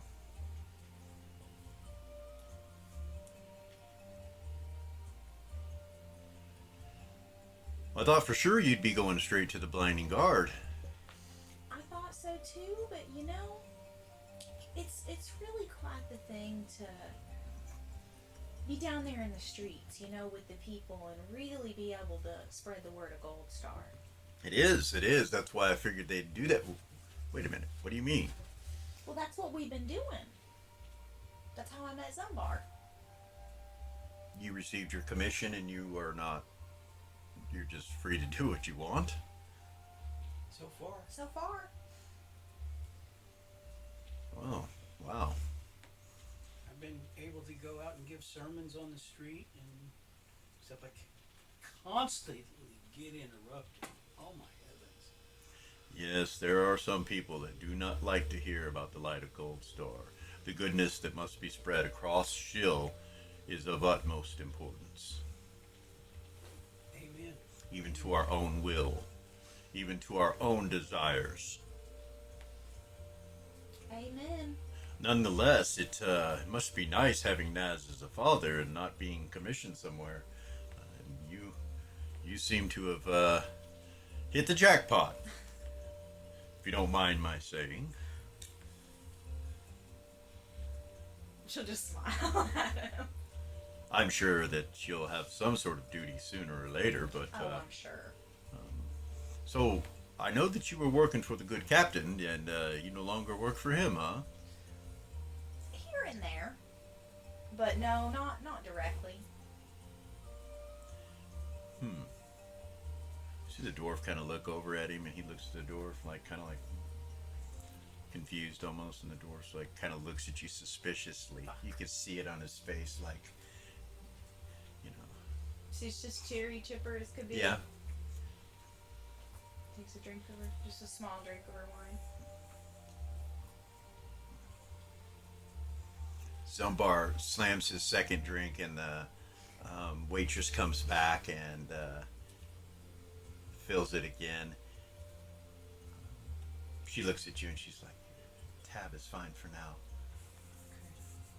Will you be paying?" Very well.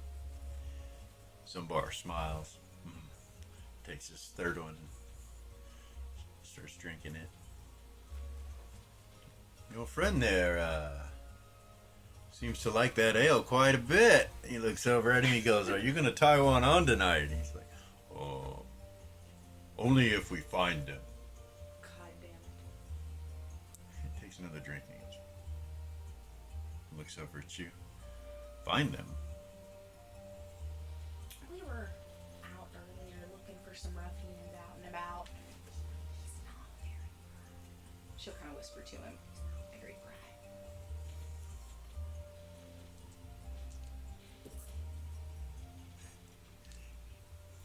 Zumbar not bright like Gold Star.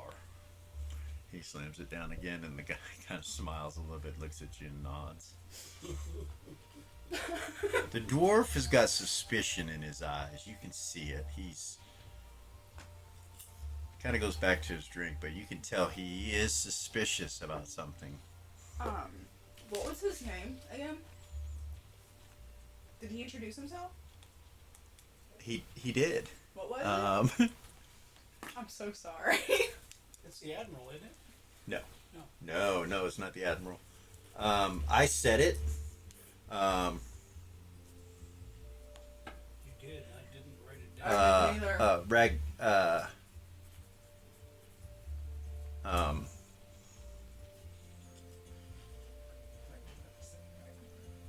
Rhaegar. Rigor, that's right.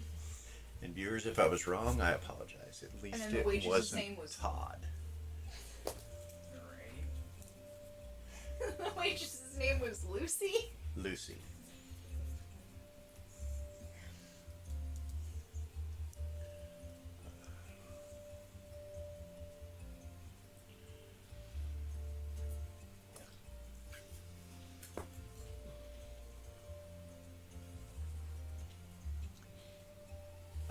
The guy that's sitting at the bar gets up and leaves.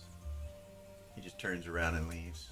And the bartender takes his glass and goes over to the wash basin and starts washing it and cleaning up the mess. The waitress had brought some glasses and mugs over to it as well from this table, and you see that he's cleaning those too.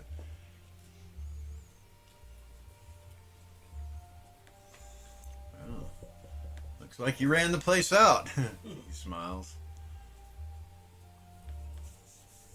By the light of Gold Star, it's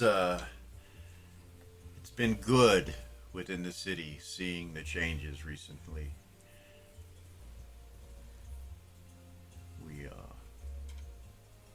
We know that the coming of Gold Star, the re-emergence, has and will change everything.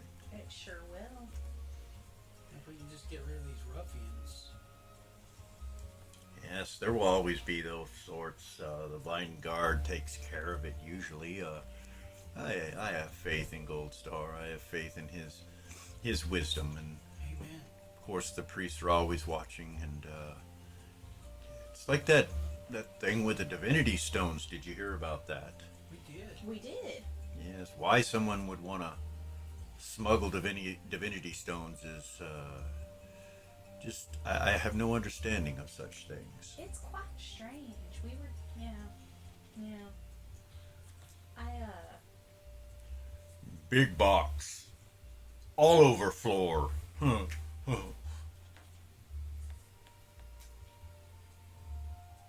He looks at you like, what?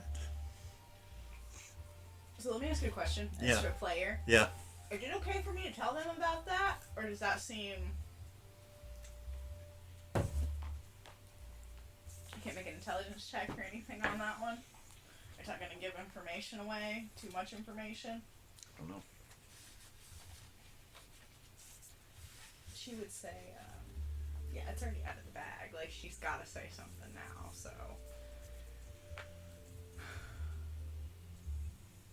I know it's all the gossip at the temple. Yeah. You know how priestesses are. Priestesses. Yes, it's been a gossip quite a bit, even in the Golden Knights. I was speaking to one of the captains the other day, and he said that even Lord Pindar, the ex-sheriff, was involved with the collection of the stones. Golden Knights gossip? Well, they talk about criminals, you know, and what kind of things take place with criminals, and you know, it's good to be educated and aware of you know, what's going on locally. I agree. Yeah, it's quite the thing, but you know, I'm sure they'll get it taken care of. What would anybody use those stones for? Well, they do allow telepathy, which is, you know, can be a commodity that's sought after. For sure. Non-priests can use those? Oh, yeah. Yes, anyone that possesses a divinity stone can use its powers.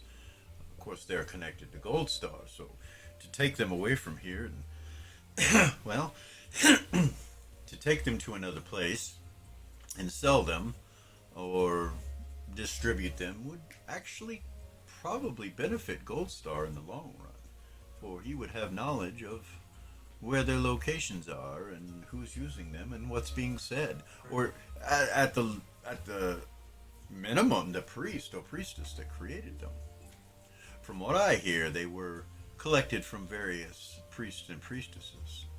Not just one. Not just one. They were stolen, from what I heard. I do not know. It's not. Oh, dear. It's not my case, so I was not involved with it. But I haven't investigated anything in so very long. I've just been trying to keep the academy running. With the new things happening, he kind of looks around and he leans forward. He's like, it's like we're preparing for war. There's been a lot going on lately. What makes you say that? Well, in the past, I have been involved in such things, and usually academy graduates go to specific places, and all of that has changed. I see. Why would anybody want to go to war? Oh, no one wants to go to war, but sometimes it's necessary when you're dealing with the evil.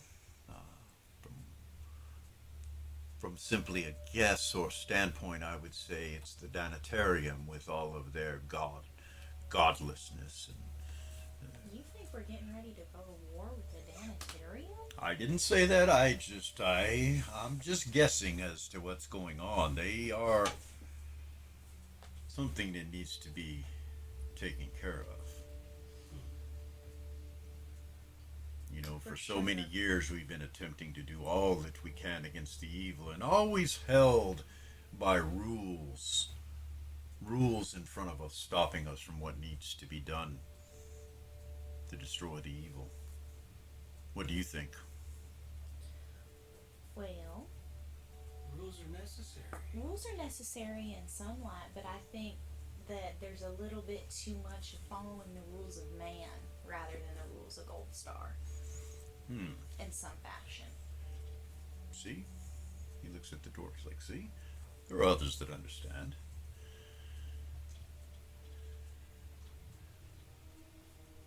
My question is how many individuals that follow Gold Star actually know the will of Gold Star? Right. Well, the only way for to be certain about that is the Portents. And pray.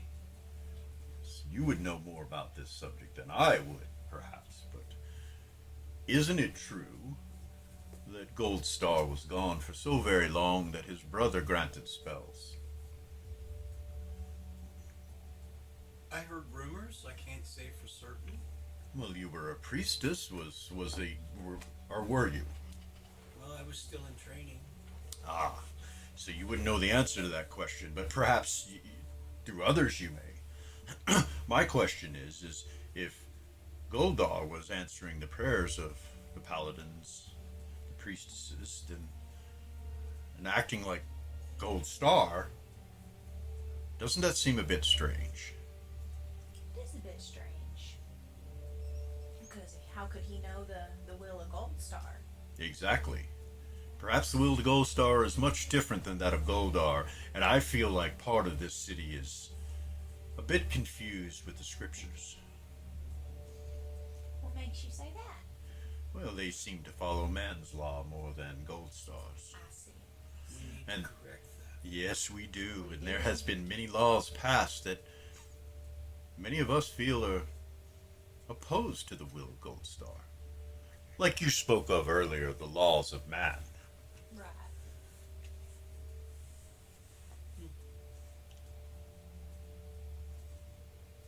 With this coming war, we will need the portents and guidance of such individuals as yourself connected directly to Gold Star so that we can know what is right and what is wrong. I dare say that some of these laws that have been passed by man deserve to be broken or changed. That's an unpopular opinion, I know, but really it's none of my concern. I do what I can from where I am. How do we go about fixing those laws of man Uh, without disrupting the better good? That's a good question. That is a very good question. There are individuals out there that believe that they're working for Gold Star's laws when they're really working for man's. And that can cause difficulty. Yes, indeed. There, as I recall, some of them are, well, I don't know if it's true or not, but they say that there's an underground organization gathering together, discussing such details. I believe there's an individual that's going to be running for mayor that kind of believes what we are discussing currently. Really? Yes, and well, I don't want to give that away. He hasn't really announced his run for it yet, but I'm sure you'll hear about it. Zambar goes, they meet where? He goes, oh, well, I hear was it the Red Lantern Inn? He looks over at the dwarf, and the dwarf nods. He goes, "That's what I heard. But I believe they've sent people there and they found nothing. So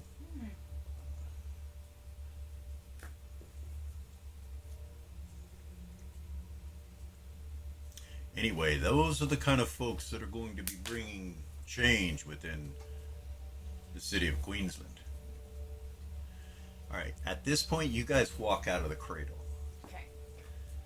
and you're up in northern Queensland. This is the other group. I was gonna say, how could Kara and Eden walk out of the cradle if we're not there? Right. Switching. Ba-ding.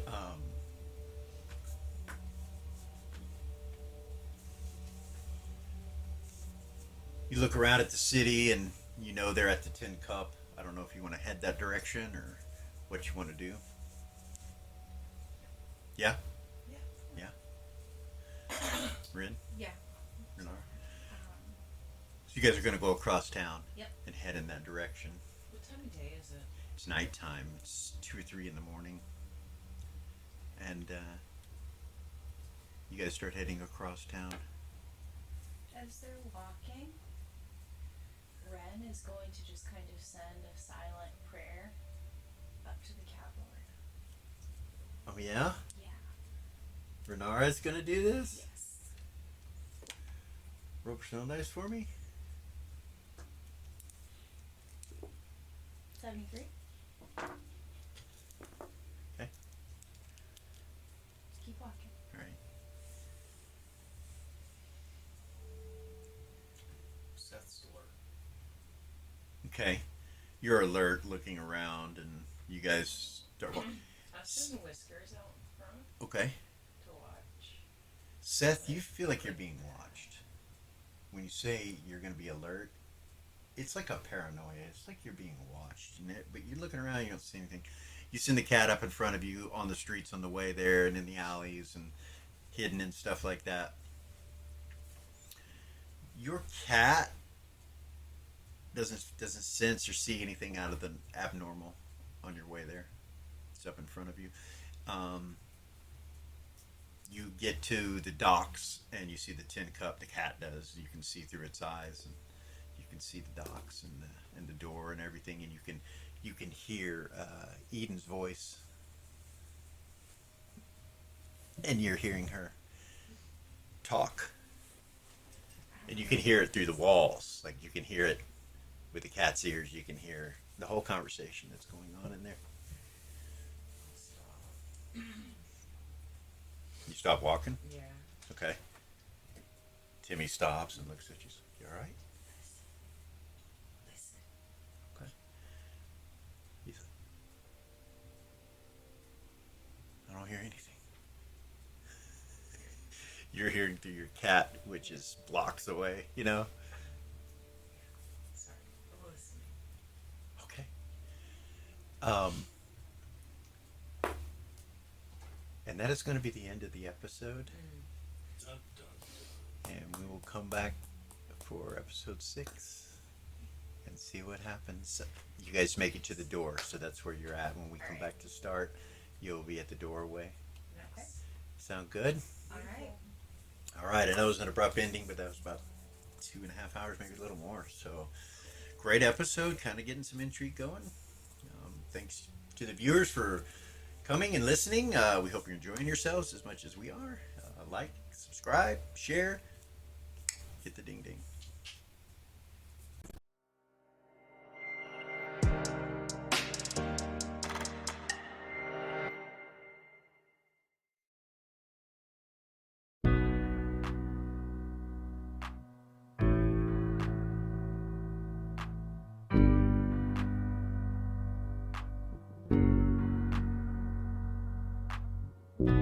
There's a gift inside your God's granted me, a vision of the way to change reality. In the shadows creeping, can't rest your weary head. No time for you to sleep now, or evil it will spread. So gather all your friends.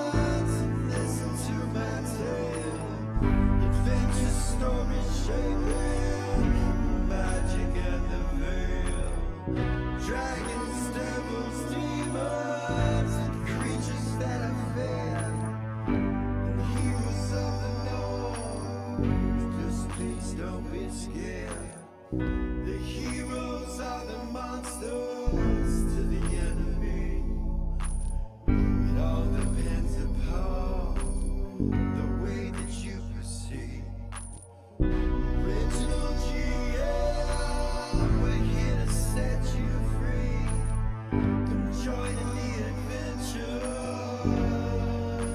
Who you wanna be? Who you wanna be? We are heroes.